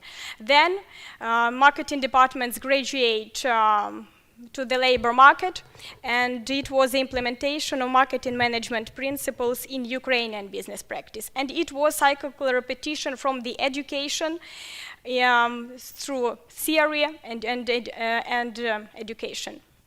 And to show it more clearly, I show you this figure 3, comparison of marketing development models in Finland and Ukraine. In Finland, it started from business, like Finland as example of world marketing development. And then it was based on the personnel, knowledge, skills, and it comes to the university education. In Ukraine, it was the extremely different model because it goes from the education to marketing theory and then goes into business practice. I want to clarify what is, because you may have a question why it is started only in 1992, because of course some marketing elements were during the common economy, and I agree with this. There were these marketing elements and this principle that production works on revealed need. But these principles were, the methodological basis were, but then were no mechanism of its realization. So you should understand that it was like one marketing department throughout the whole Soviet Union. It was 2,400 million people, and it was marketing department which knowledge were based on statistics, and they decided how many literally t-shirts or trousers should be produced of particular size. That's why this, yes, it was, that's why this term of deficit sizes existed. And based on this information, I analyzed all periodization in Ukraine and in Finland, and Finnish periodization is based on Saris-Haavisto periodization, which starts from the 1883, and Ukrainian, yes, which started in 1882, when the first marketing department, the first theory, were brought by Ukrainian scholars to Ukraine, and periodization criteria was determined. And speaking, like, to make a long story short, I want to say that thus the development of marketing theory and practice take place in two ways: evolutionary or traditionally, and revolutionary, or I would say it more regulatory. Finnish marketing theory, as example of world marketing development, undergo evolutionary way. So objective factors affect the periodization criteria and reflects the laws of development of the market economy. It was the ratio of between aggregate supply and aggregate demand, the risk of overconsumption, and the intensity of competition, and so on. So you can see this way of marketing evolution, like going from the practical needs, theoretical understanding, university education, and business.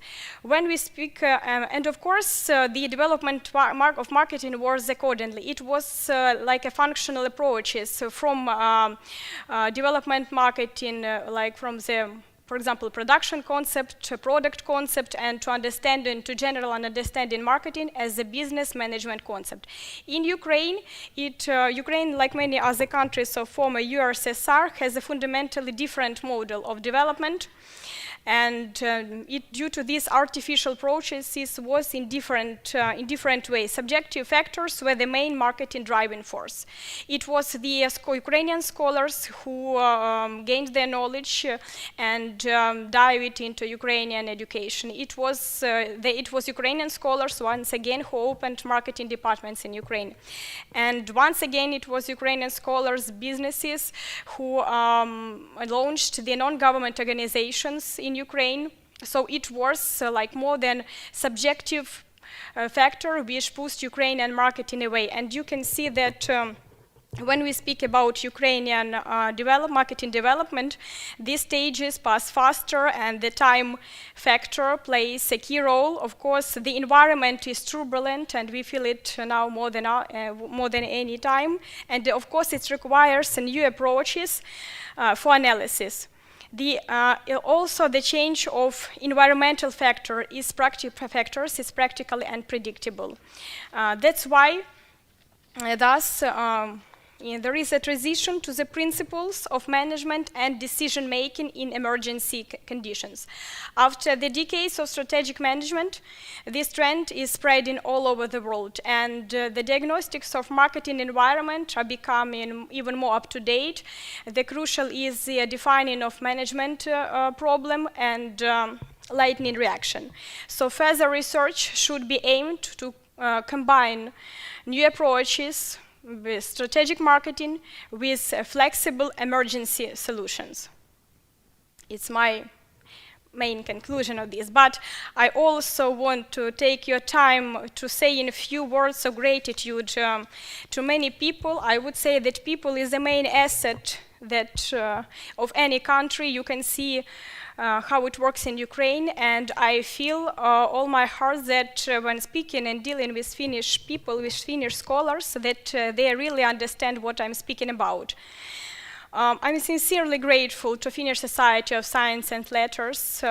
I'm deeply grateful to Jari Elorant, Professor Jari Elorant, Vice Dean of Faculty of Social Sciences, University of Helsinki. Evelina Heinovic became my great friend, providing me with all processes, and all staff of the Center for Consumer Society Research, Professor Viisa Heinonen, Professor Niilo Kaupi, my real friends, Matlena Frisk, Outi Koskinen, and many others. Of course, I want to mention my native university, Taras Shevchenko University of Kyiv, because the administration of our university do their best to organize this process of teaching and continue doing it, even in these difficult times. It's Angela Ignatiuk, the Dean of Economic Faculty. It's my scientific supervisor, Alla Starostina, whom I'm speaking about, and who maintains me in all stages of my research. I want to thank my entire family who is now in Kyiv for unfaithful belief in me, in my work. Just we will overcome all these obstacles together. Thank you very much. Sorry.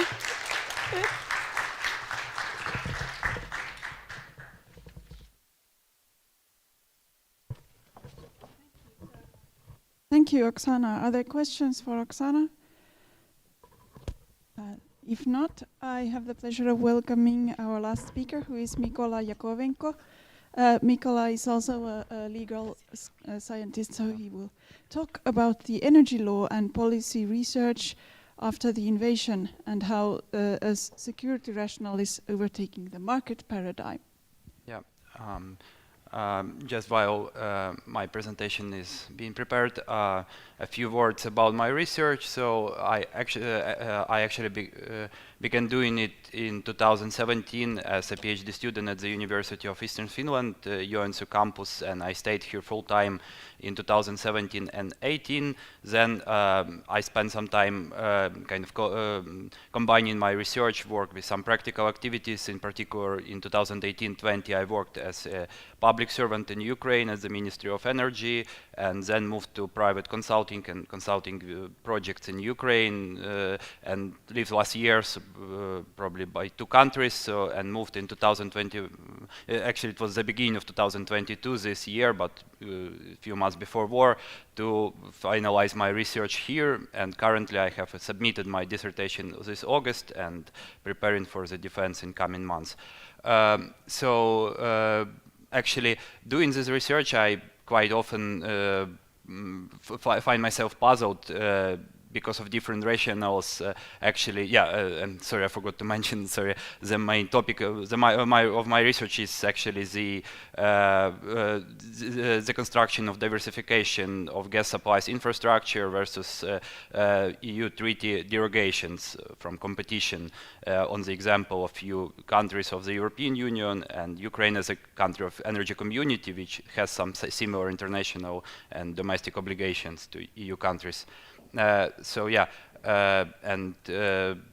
Basically this research is quite interdisciplinary, and it deals with many other disciplines like besides also international relations, economics, some natural science and technology, because it's all related to the governance of energy sector, the regulatory aspects, the strategy aspects, which is in the scope of the research.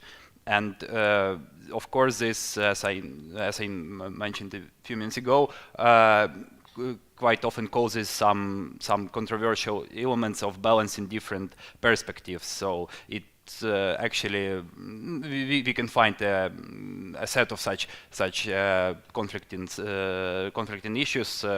What is quite widely discussed now, for example, the climate-oriented legislation and policy, and some need for preserving the traditional and energy generation, also the security and competition, which is basically my main topic of research. Also, the national approaches are still different in many countries, and it makes some conflict sometimes with the international frameworks, for example, also the EU law versus some national policies, and basically depending on some more narrow topics, we can find even more controversial issues. So. Yeah, so basically a good example of how these controversies work is actually the market rationale versus the security rationale. So according to the International Energy Agency, the most widely used definition of energy security is mitigating the uninterrupted of risk of the uninterrupted availability for energy sources at affordable prices. So it has some kind of both social security and physical security dimensions here, and of course there are obvious conflicts with, for example, the principle of free markets free pricing at energy markets and justice for all the consumers, including vulnerable ones. Also, quite often in facing the need for building new infrastructure, it may not always coincide with the current market signals. So basically, for example, suppliers may not see the need for building some new interconnection pipeline or new interconnection grid between different markets right now, but for example, government may see it as a necessity given some risk in the future or given some increase of demand in the future, and it again needs some interventions. So also this is very related to creating some special obligations for big companies, usually, which is in practice usually happens for some national incumbent companies, or it shouldn't be actually the practice as itself, but in fact, and again, some economic and political conflicts. So there are, in scholarship, there are different attempts actually to keep this together, to keep this, to somehow find the most balanced approach which will satisfy all the parties, let's say. And for example, I just made again one parallel, a so-called energy triangle concept, so where the economic development aims and sustainability and actually security goals have to be equally accessed in taking the regulatory or policy decision, and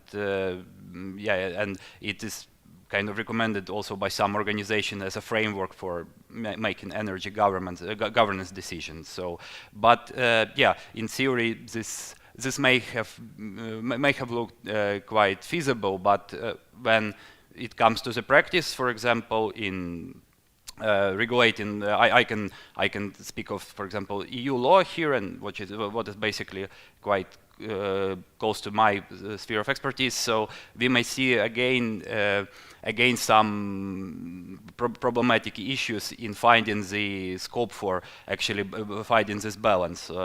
Just as example from primary EU law, so basically the treaties of European Union, we can see that in so-called energy article of Treaty on Functioning of European Union, it's 194.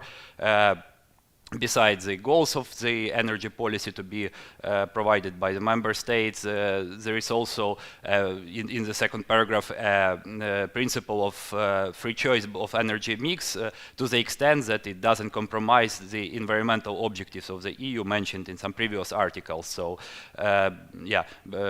so basically the EU may by unanimous decision of the Council, the EU may impose some limitations on free choice of energy supply sources by member states if it is in line with climate and environmental objectives of the Union.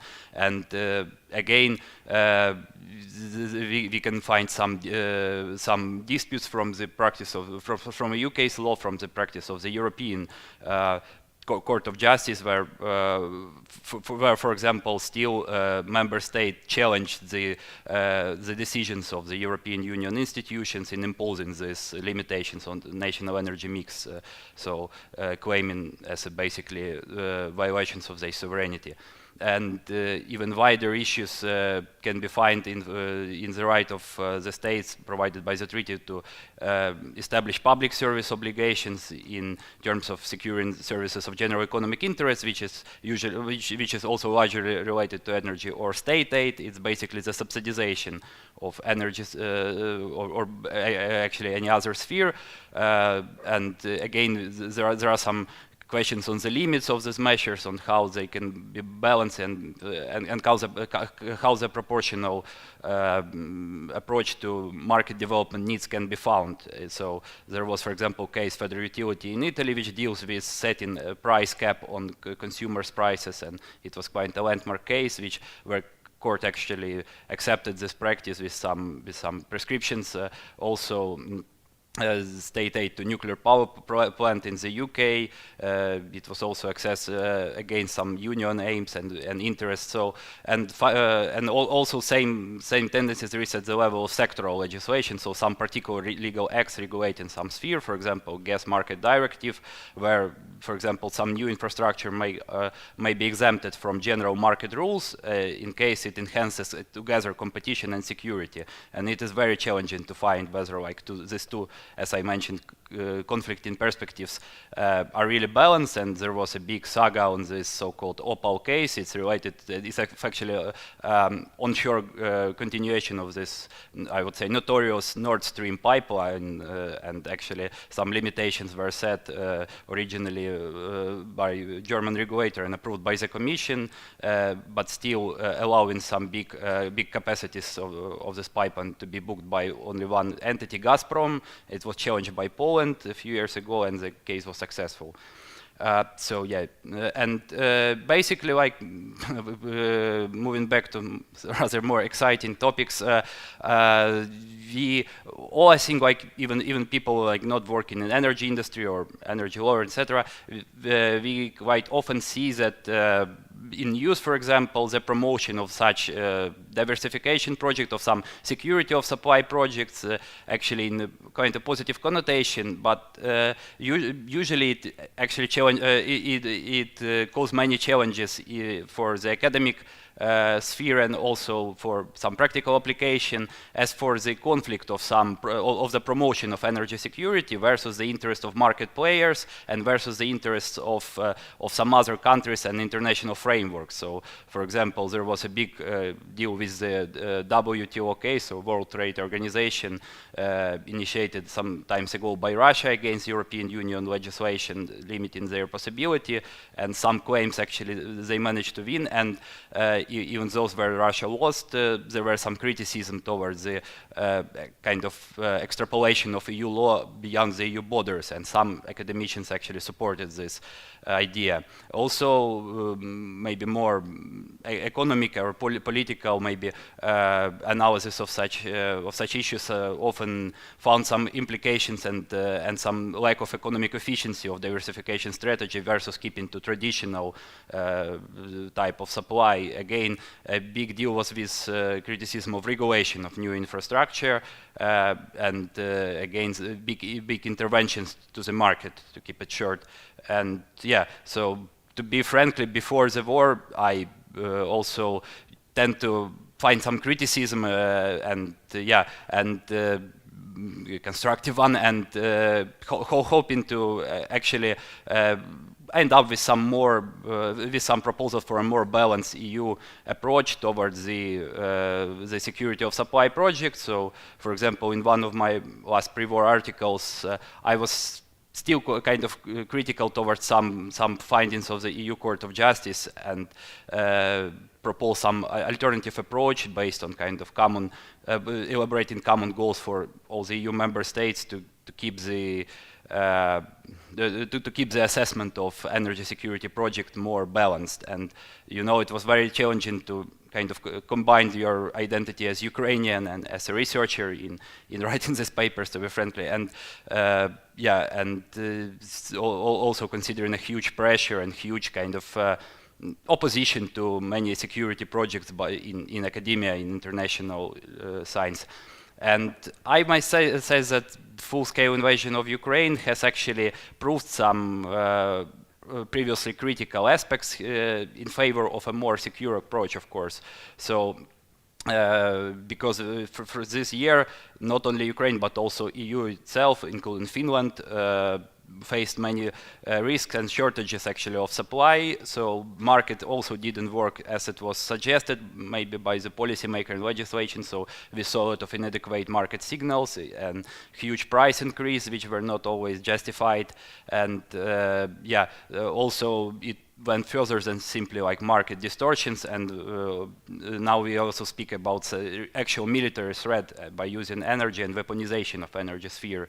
And all these aspects led already to some new proposals of legislation. So we have this Repower EU package, which probably some of you heard, which already very clearly justifies and advocates for bigger securitization maybe, and diversification of supply and phasing out the dependence on Russian supplies, by also to a large extent by promoting green energy. And by rethinking these previous approaches, currently scholarship finds itself in new puzzle situation and finding some new challenges. For example, right now, actually from the beginning of this year, there has been some articles published actually on the way how this geopolitical risk should be taken into account in the future. So how actually market should work, considering the geopolitical risk as not kind of as some separate substance from the market functioning itself, as it probably was before. Also, the renewable energy, which again was considered often differently in a different connotation, now is considered as a kind of important source of security of supply, and new types of investment in renewable energy is considered, and also in academia.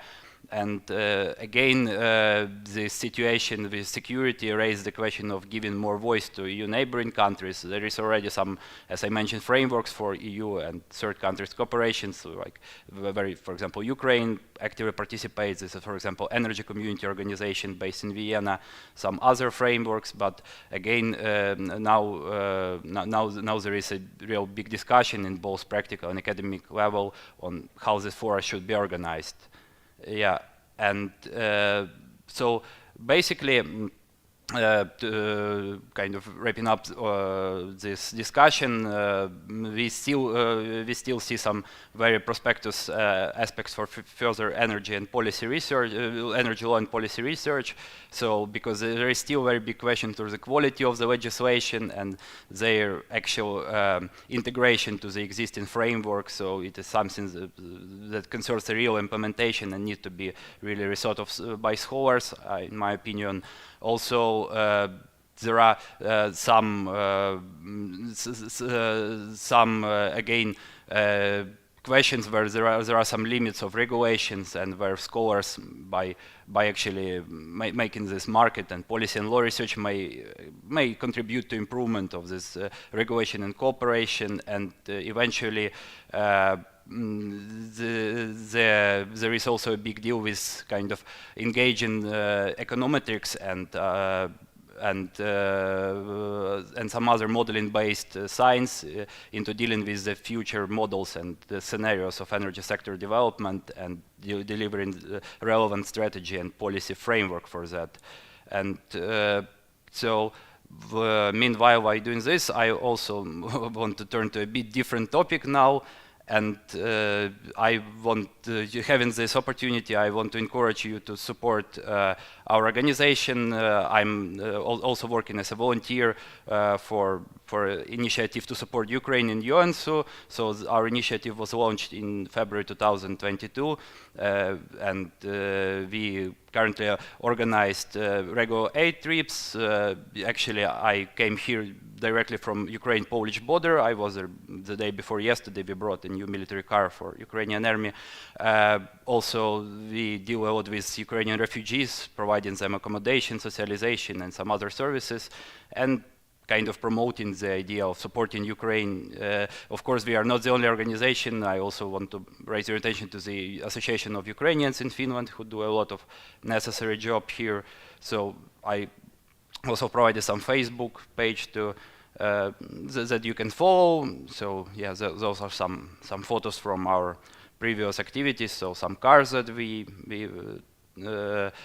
provided to Ukrainian army, and some social events, some aid trips, and yeah, there is some basic summary and some details of the organization. Yeah, thank you.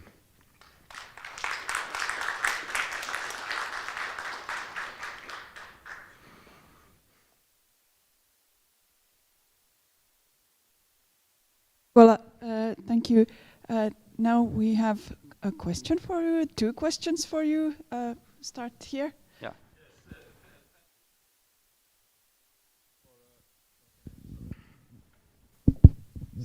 Thank you very much for an interesting presentation.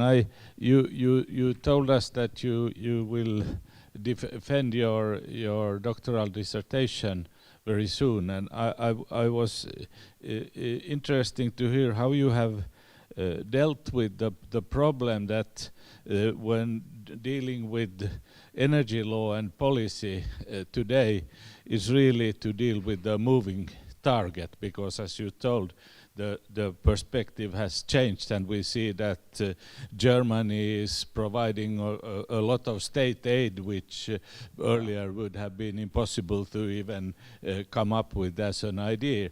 So how did you deal in your dissertation with this issue?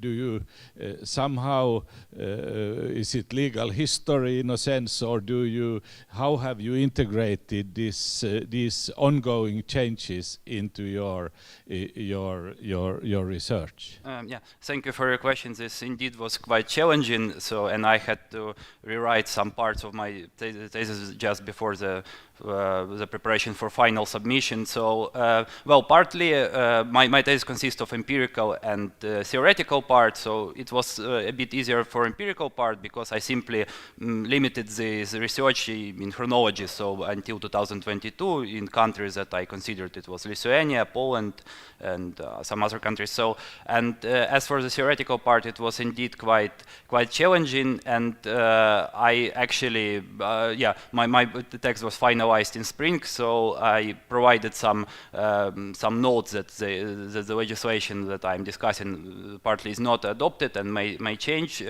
And in general, I think it was a bit easier in terms of some fundamental issues, because we still have the principles of EU law which shall be respected in any situation. We also have some landmark cases in EU case law which will be still relevant anyway.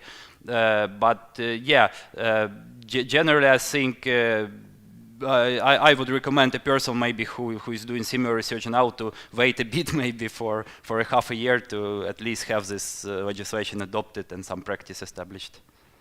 Yeah. Thank you. Then the next question is at the bottom of this. So thank you for your presentation. Your topic is very broad and very interesting, especially nowadays. I have just more personal question, but because you seem to be experts, you have knowledge from Ukraine, you have researching here in Finland, you're much more than probably average people. My question is, that's no question first. European Commission proposed to put a cap, as a price cap on energy, because Europe facing price increasing for energy, like petroleum, gas, every stuff. So my question is, does it contradict again against labor market laws.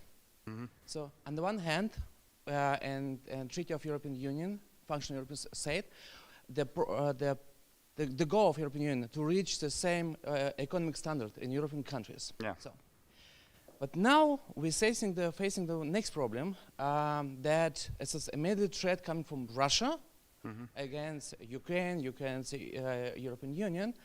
Can we trigger, as European Union, trigger the solidarity clause, which is incorporated in Treaty of Functioning European Union 202.2.2? This was triggered only one time by France. So that means if the threat comes from outside of the European Union. Yeah. An energy crisis is really a threat to our economy and the living standards. Yeah. So how do you think? It's principle. The principle of solidarity. Should we forget about market laws and everything and to protect ourselves and to trigger the clause? So what do you think? Yeah, thank you. So let me begin with the first question. So yes, actually, it's of course indeed intervention into market, and but answering a bit broader, it is still has some possibility to be justified as considering this from the perspective of EU law. So as I mentioned, actually speaking for particularly retail price caps, such practices at national level have been sometimes justified even before, and if some conditions are kept, and the current new regulations also provide for some intervention into wholesale market, which is not really typical situation, but I'm pretty sure that considering this situation and the actual security threats, there is possibility to justify this actions, but still some basic principles should be respected, in particular the principle of proportionality, so these measures should not go further than the goal originally expected for them. Also, there must be some proper compensation for the entities suffering from such measures, and also maybe in future some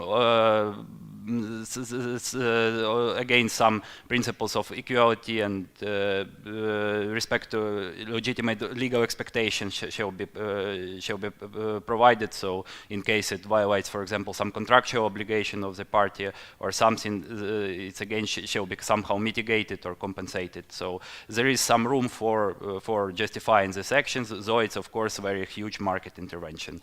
And considering the second question, so if I understood correctly, so is it was mostly about the relevance of the principle of solidarity right now. So yes, I think this is kind of a proper time for it, and we actually have this some provisions on solidarity and solidar actions between member states in legislation, which was adopted even a few years ago. So if you take, for example, security of supply regulation, there are some very clear prescriptions, for example, for even for exchange of gas in critical situation, and it was indeed actually not very well implemented for the whole years when this legislation was adopted. So there were no actual arrangements between member states how should it happen, but at least there is some general legal basis, and I think yes, in my personal opinion, indeed we are now in a very dangerous phase, and I still believe that we will someday be returned to market, but probably it will be quite different markets than today, and probably some more regulatory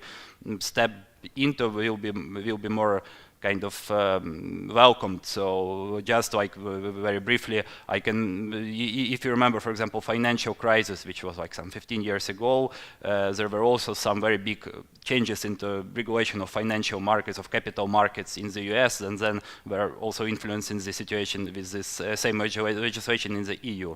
And I think that it was quite a good step, and it really improved the situation afterwards. So, yeah.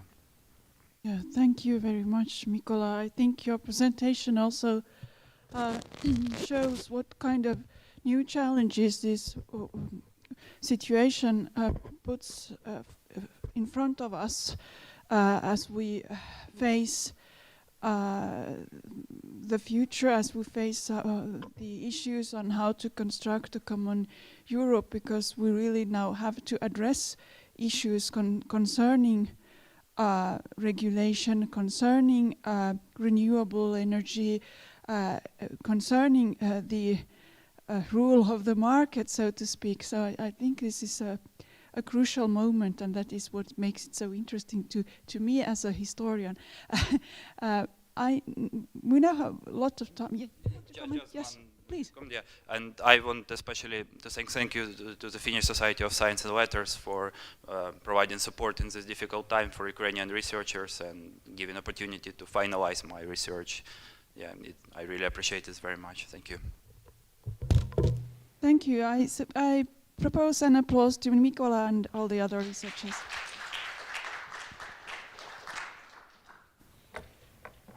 So now we will move on to a general discussion where it will be possible for you as the audience also to ask questions, and we from the society have prepared some general guiding questions also. So I would now ask the presentators, the researchers invited here, the Ukrainian researchers, to come up here to form a panel so that we can discuss together. And I will sit here, and we will also take questions from the audience. While you move, I would present myself. I've been moderating this symposium today, but I have not yet had the opportunity to tell you who I am. I'm Charlotta Wolf, and I'm a professor of Finnish history. So as a historian, I always try to understand how things work in order to make a better future. So I think what we are doing today, when we wanted to invite you, it was also to learn more about the situation of Ukrainian researchers, to be able, for us to be able to better help and contribute to helping Ukraine in our small way. So some of the questions we have prepared are also going in that direction. And I will give you questions. There might be other questions. You might want to ask questions, and don't feel obliged to answer each of you. Someone might want to start, and then another can continue, and so on. So this is really quite informal. It's not so feel quite relaxed and free about it. But just to start the discussion, and we have plenty of time, so we are not in a hurry. You can make long answers or short ones. Many of you stated that science goes on in spite of the war and in spite of the awful situation. Researchers are still working in Ukraine. I think many of us would like to hear more about, if you have comments on that, what is the situation right now for your colleagues who are still in Ukraine, what it is like to work there, what is the situation of research, what is the situation of higher education, are the universities still open, functioning? Would you like to comment on this?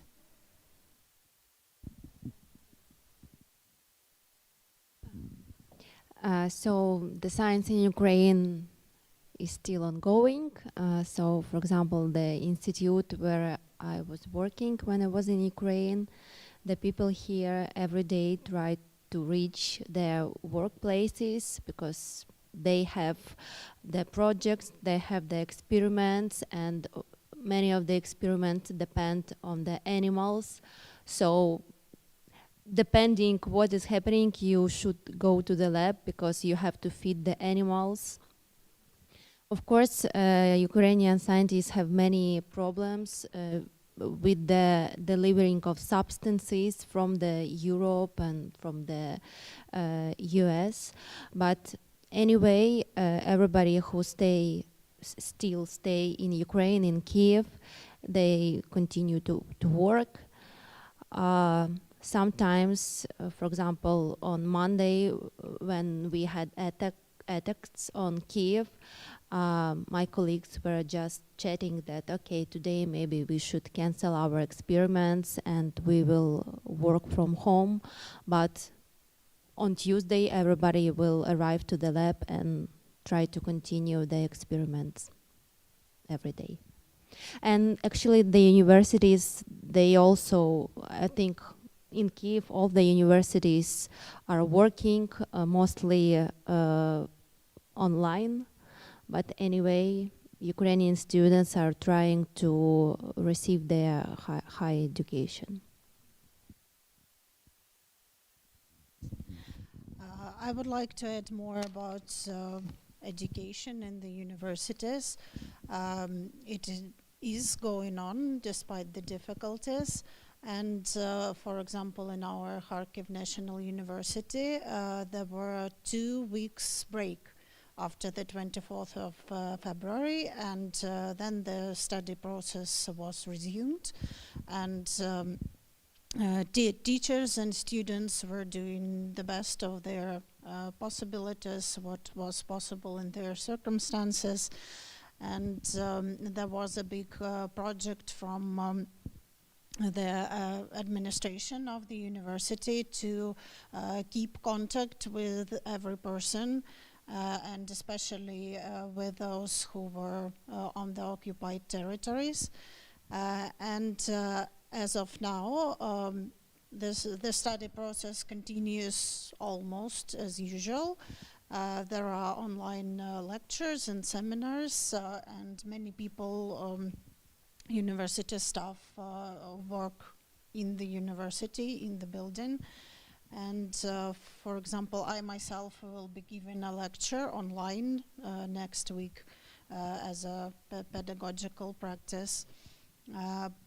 Of course, it is very difficult because it requires that a group of people is collected in the same time, same virtual space. Sometimes classes got cancelled at the very last moment because of issues with electricity or internet connection. Or, for example, during the class there can be an air raid siren, and students have to go hide. But still, I can see that people are doing what is best, and I'm eager to support my colleagues who are still in Ukraine. So just want to add a few words, so that despite all these difficulties, as mentioned by my colleagues, all university staff try to continue their work and try to develop new methodological support, methodological documents for students. So it doesn't mean that we just interrupted, and we try to continue our work, even is what mentioned that it's much more difficult and our students has a lot of problems, but we continue cope with it. And I am as an executive director of non-government organization. We have more than 14 regions of our organization and representative of these regions, and we always keep in contact. We try to hold these online meetings to, this integrity is much more crucial element now, and we try to continue it, to hold these events, to continue our research, because we try to keep our educational front. It's what we can do, at least what we can do. Thank you. To comment on that? Yeah, I just wanted to keep up another side of your question, like the first part of it, what is happening with science. And so actually I would like to point out that for Ukraine now it is sort of an important moment when Ukrainian scientists can speak broadly and when the world is ready to hear them. And it is a very crucial point where we also feel this urge to speak for Ukraine and to speak as Ukrainian scientists on a international level, even more integrated into international level.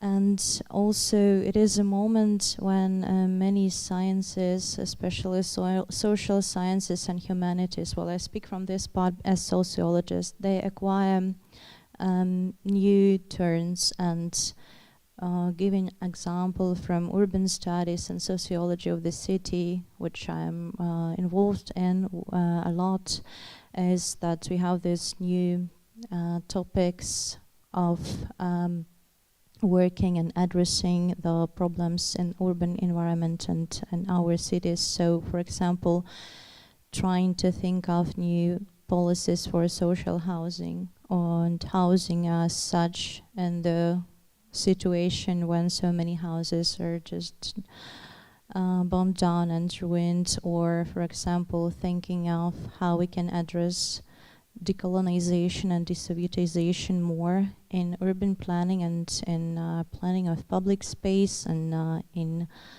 also in cultural policies, addressing urban memories. And of course, this is a very important topic, and in a way now it is here, so we are as if obliged, and at the same time we have this opportunity to rethink it anew and to link out to those colleagues who have elaborated these approaches abroad. For example, it goes without saying that in Poland, for example, memory studies are so very developed that now Ukrainian colleagues are having debates with them and linkage with them.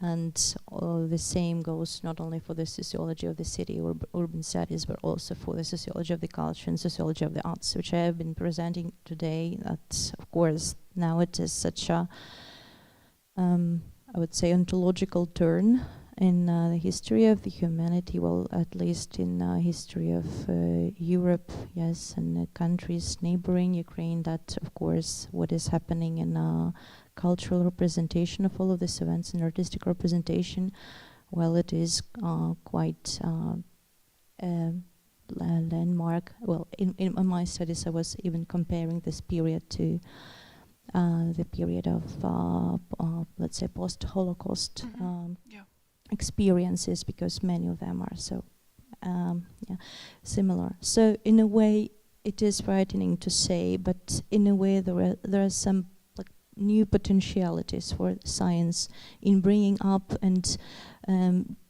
putting more effort into certain topics. I think you are completely right. If you can pass on the microphone, I think I think you are completely right there, that we are at a turning point. When this ends, the world will have changed, and that is a moment where science comes in. Thank you very much for the question.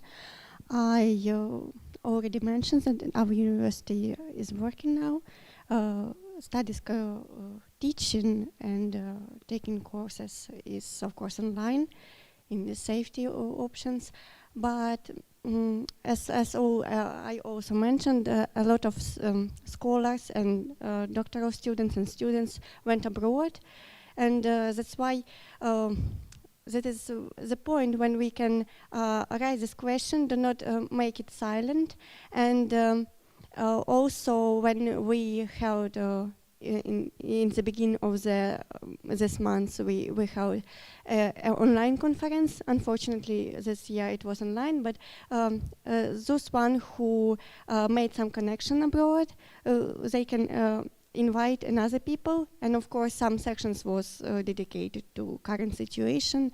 And as I know, a lot of several scholars from our theory of law department went to one conference in Bucharest, and that's why I even now in Finland I have some friends who know my teachers from Ukraine, and when I discovered it, I was so touched deeply, because some people try to read papers about the war, not like the best topic, but still.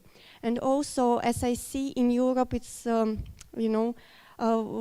question on agenda, because some conferences are also dedicated to this question. So we can speak about it. We can keep this question in attention, and we can try to search an answers for current situation, and for what it will be after everything ending. So we are trying in advance to enhance our science and to keep it updated and work. Please. It's hard for me to comment the situation about science in general, but I can talk about my university, for example. I must admit that, for example, my university goes through in financial.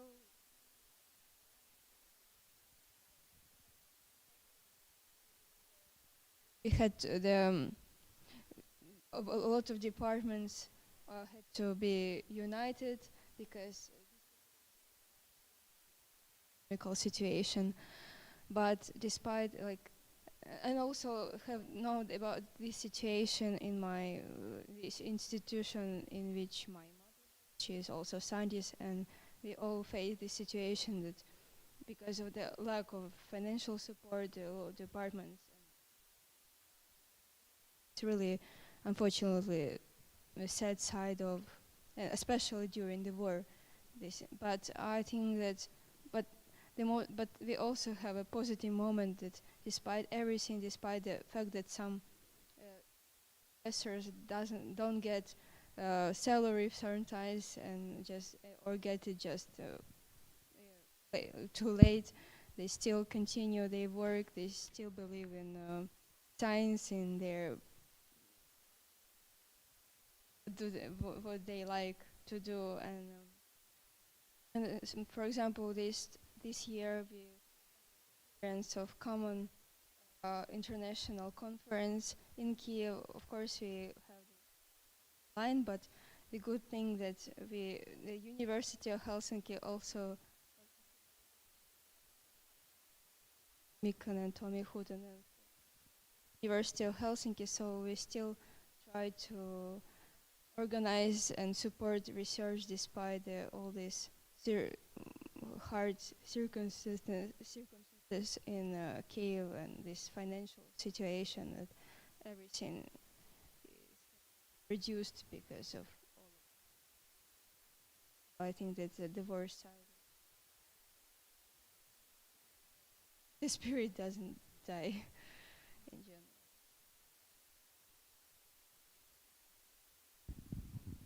About my institute, so my institute is working, but last 2 weeks we have some problems with electricity and water, because was destroyed one electricity station near my institute, but that days my colleagues stayed home, but of course we try to find a new project and find some money for salary.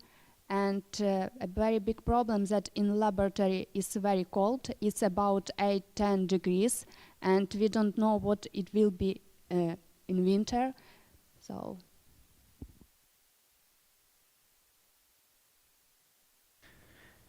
Are there more comments on this, or shall we pass on to next questions?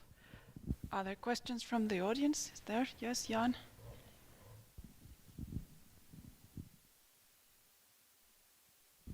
Well, I don't really have no question here, but some comments here.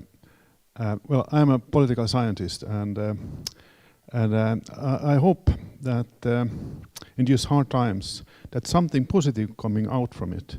I mean, one day you're back, and Ukraine will win, and it means also that much good input, I hope, that you gather when you are, many others of you around the world coming back. And you can also know, as you understand, that democracy is best for science, in fact, and science and democracy is kind of like, we work very closely together. And what we really need now is that development in Ukraine that makes it stronger as a democracy. And I think that during this war, if I think something out of it better is that the nation state of Ukraine is stronger than ever before during these months of war.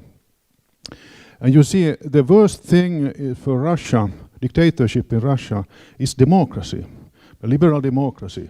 They are really afraid of it. And as an example of a single person standing on a red square have something, protesting or something, the police will hit them down. I would like it to compare it to an elephant is afraid of a mosquito.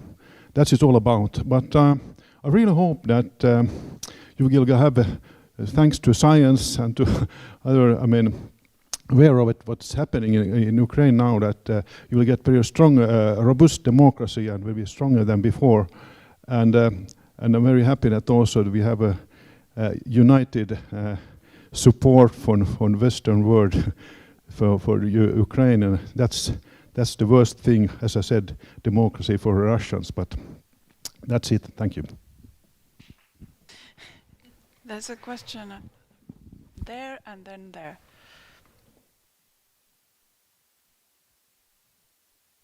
So I just want to ask your opinion, or just what can we do? Yes. The reason that after breakout of war, Ukrainian government imposed. I'm sorry, I'm a little bit nervous. Ukrainian government imposed restriction for young people to go out of country due to their war situation. So, and many young people were forced to stay in Ukraine, especially students who wanted to study abroad. So, in nowadays, what we see, what's happening in Ukraine, the Russia attacks like nuclear plants, energy plants, which is leads to cut of energy supplies also forever. So you have mentioned the academic life still goes on, but it's really reduced.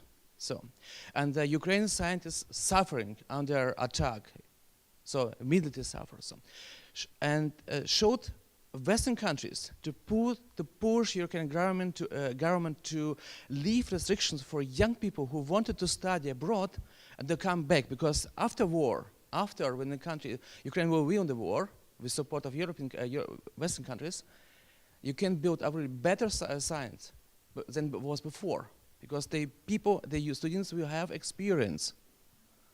So I see that's really now a challenge, because there is a lot of people who can fight against Russia, but on one hand we have young people who want to study abroad, to get knowledge, accumulate knowledge, and come back and to share knowledge with people in Ukraine itself.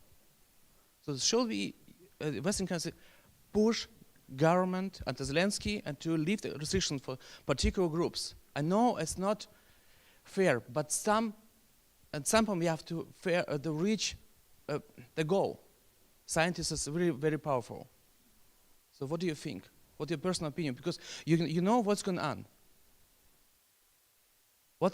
How we have to act? I agree with you, and I think that yes, after the war, it will be a big task for our government. Try to invest money into science and to attract their people from the abroad to come back to Ukraine, because honestly saying, in some fields of science, for scientists are more attractive conditions to develop personally, to make their career abroad than in Ukraine, because in Ukraine the science is not sponsored very well by government. I must say that it is not sponsored almost at all by our government. And of course now many talented scientists left the country, and I think that even after the war maybe many of them will want to stay abroad. So it will be a big task for our government to invest a lot of money into Ukrainian science, to make the Ukrainian people come back, Ukrainian scientists to come back to Ukraine, unfortunately. But the situation is like this, I think.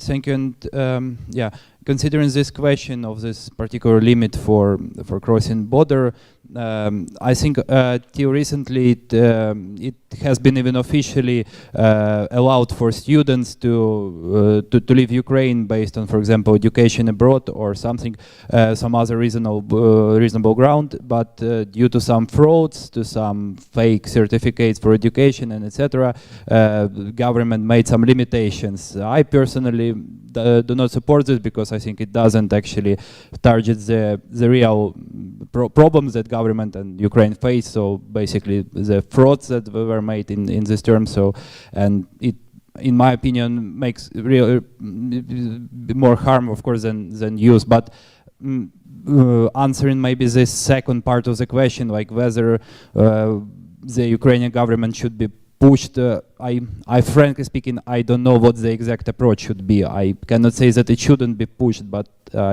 I cannot say in what way it's better to do right now, because the situation is still difficult, and in any way, with this first stabilization of situation, I think we'll have a lot of problematic issues to cope with some practices that were imposed in wartime, and of course we need to find some solution also for people who suffered right now in this situation. But I think that it's a very difficult and sensitive question, so the design of this of pushing this, it must be, I think, very, very prudent. Thank you for the question. It sounded quite provocative in a way. Well, but it is, thought-provoking, let me put it this way, okay?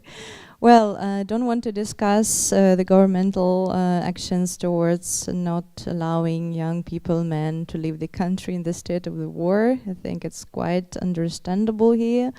Well, another thing is that really we now face the situation when so many people who left were made to relocated, either scientists or people, just professionals, and who have moved and who have found their, temporary homes, let's say, in other countries, now will face this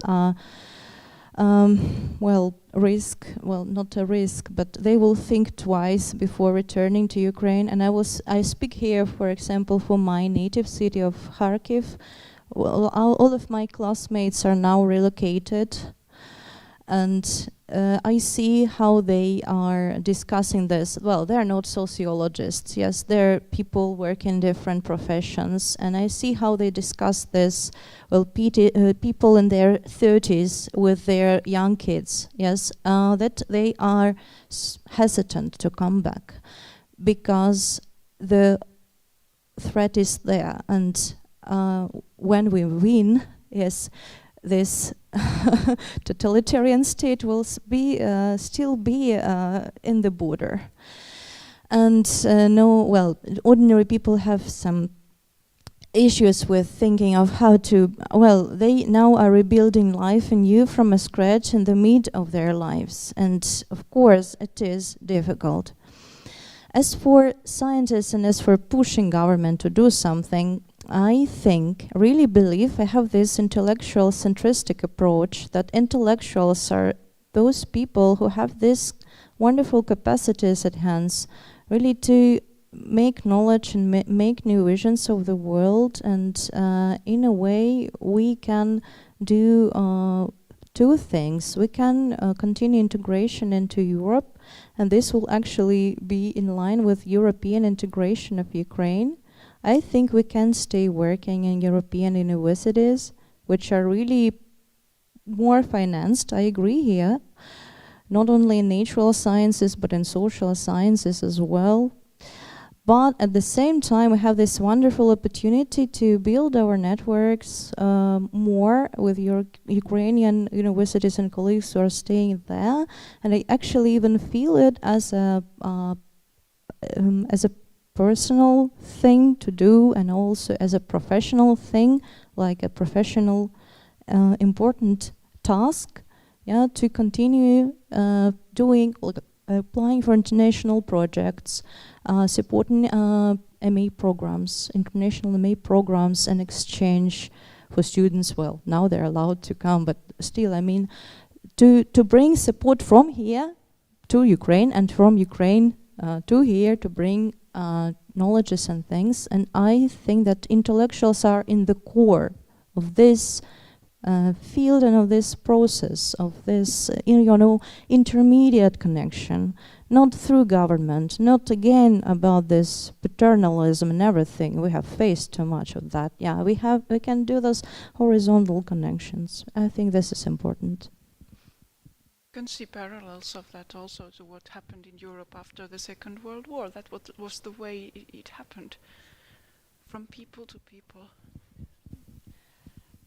I remember a line I wrote in a Facebook post that I have left my country but not abandoned her. And as for me, I would like to stay here in Finland unless it is safe to come back home. And meaning safe is not only the bombing stops, but also some kind of stability achieved, because I don't want to come home and face the absence of electricity, the absence of water, disruptions of public transport, and everything. And I think that it is possible that being here or in other European countries, we can still connect with our cities, our home universities, institutions, and do something in a personal way and in a way of research to keep them going. And also I think that one important part of our mission is to promote international image of Ukraine. For example, in Poland, I stayed there for about months, and I was speaking with my friend, and he told me that there are a lot of negative images of about Ukrainians among Polish people, because before the war there were many Ukrainian people who came to work in Poland, and those were most non-qualified workers and people from lower social strata, and this was the image of regular Ukrainian. And I'm afraid that there are going to be some more negative images because there were very deeply shameful, for example, people from western parts of the country who rented their homes for high prices to people from eastern parts and living for Europe just to travel because it was easy and almost free. And still now high professional people come into European countries. We can show that there are a lot of amazing things that we can do, and do it with people, teach them something and learn something from them. I think, for example, in Finland there are wonderful moments about, as I already told, social policies and urban development and education, and I think that we can try to implement this in Ukraine. And also it is important that so much has been ruined, so we have an opportunity when restoring it, like to build anew. And as for young men not being able to leave the country, I think that there is a saying that for everyone is their own front, meaning that every Ukrainian person is doing the best at the position they are in. And from this perspective, it would be, of course, better if this young man will be doing research in quite safe environment. And of course, I know that there are men who are no fighters, but they are good at doing research. And there are women who are not interested in research, but they would be good fighters. And this kind of gender inequality, which we still have, though I think that we have it less than in many other countries. I believe there are some 30% of military servants are female in Ukraine, and this for men being forbidden to leave the country is kind of a legacy. And I think that current crisis may not be the best moment to cope with it. That's true. I just want to add a few words about it. It's really quite controversial questions, and of course, like has a positive and negative moments. And for example, it's also like an ethical issue for country, for university, because as far as I'm concerned, University of Helsinki also gives the opportunity to our students to study here, but all these credits are transferred to Ukrainian curricula. So they will, after the conditions will say, they will return to Ukraine and continue their studying, and of course will get the Ukrainian diploma. But on the other hand, it's also a great opportunity to begin and continue this cooperation in double degree diplomas. For example, our University of Taras Shevchenko has this experience, and I think it's a wonderful opportunity to gain and to enrich foreign experience, for example, like in Finnish educational system, which is a high quality, and to give the Ukraine more opportunities to force its European Union integration, because Ukraine on its way, and after the war our main duty is to provide this education, this scientific experience from these countries in Ukraine. I'm sure a lot of scientists are patriots, really patriots, and want to do it. Thank you. We are soon running out of time. So I would like now, I know there was a question, but I have a quite big question, which is from the part of the society. We would like to know, and so this might be the final question if there's no time left afterwards, but we would like to know what type of support Ukrainian researchers in Finland and later also in Ukraine will need the most in the future. If you don't mind, I just a few words. Firstly, it's the confidence that our country, will stand up and will win, and we are confident, of course, about this. And the main point is continuing all these efforts which Finland and other countries are provide for Ukraine, just to continue this, and we will win. Thank you. Thank you. I also wanted to point out the questions that it was just mentioned about double diplomas. I think it would be very relevant because for now, as a visiting doctoral student, I of course I can add some credits that I can receive here to my home university, but still it is quite hard to explain. But as well as my topic of research was concerning Nordic law, so when I came here I realized how it was important for me to do that, because there are quite different approaches.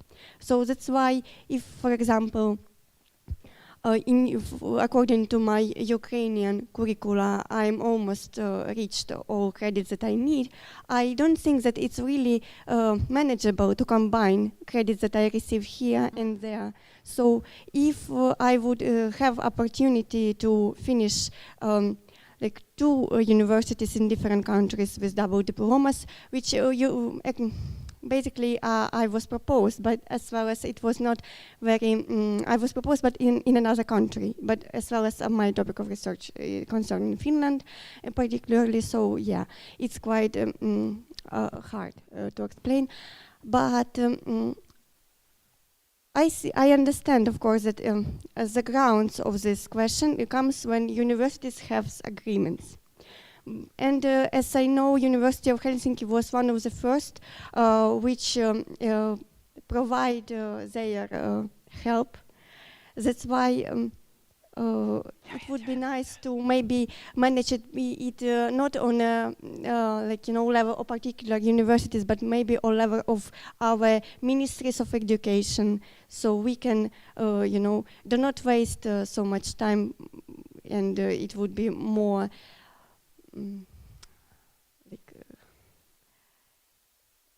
it would be more competitive. Yes. Very shortly, because we will have to stop. But if you have a final words, we'll give them to Mats. I'm sorry to interrupt this very important discussion, but they will close the doors in 5 minutes, so and we have to be out. So otherwise, we will stay here the whole night, which would of course be very nice, because of this, then the discussion could continue. I would like to take this opportunity to thank the ambassador who had to leave for other duties. We are very happy that she could come and give her opening address. And of course, my thanks go most of all to all the participants who gave important presentations, both of their own science and of other things related to their personal situation now that is a result of the war. And I would like to thank Charlotta for keeping all the threads in her hands and acting as moderator during this afternoon. I learned a lot from your presentations, and of course from science, but another thing is that some of you have actually succeeded in securing other grants during your time, from the Academy of Finland, from other funding agencies, and this I think is absolutely fantastic, and also shows in a sense that the contribution by the Finnish Society of Sciences and Letters was well in place, because this gave you an opportunity then to continue here after this grant period. I would like to now take the opportunity to say that the Finnish Society of Sciences and Letters will open a call for the yearly annual call for grants, scientific grants, now in January. So during January, it is possible to ask for further support. But of course, and you are also invited to apply. Of course, you will compete with the rest of the world. But good science will be funded. And now we really have to stop. So I would end by thanking the audience for being here. It was a little bit bigger audience 10 minutes ago, but we are very happy that so many of you came. Thank you all very, very much.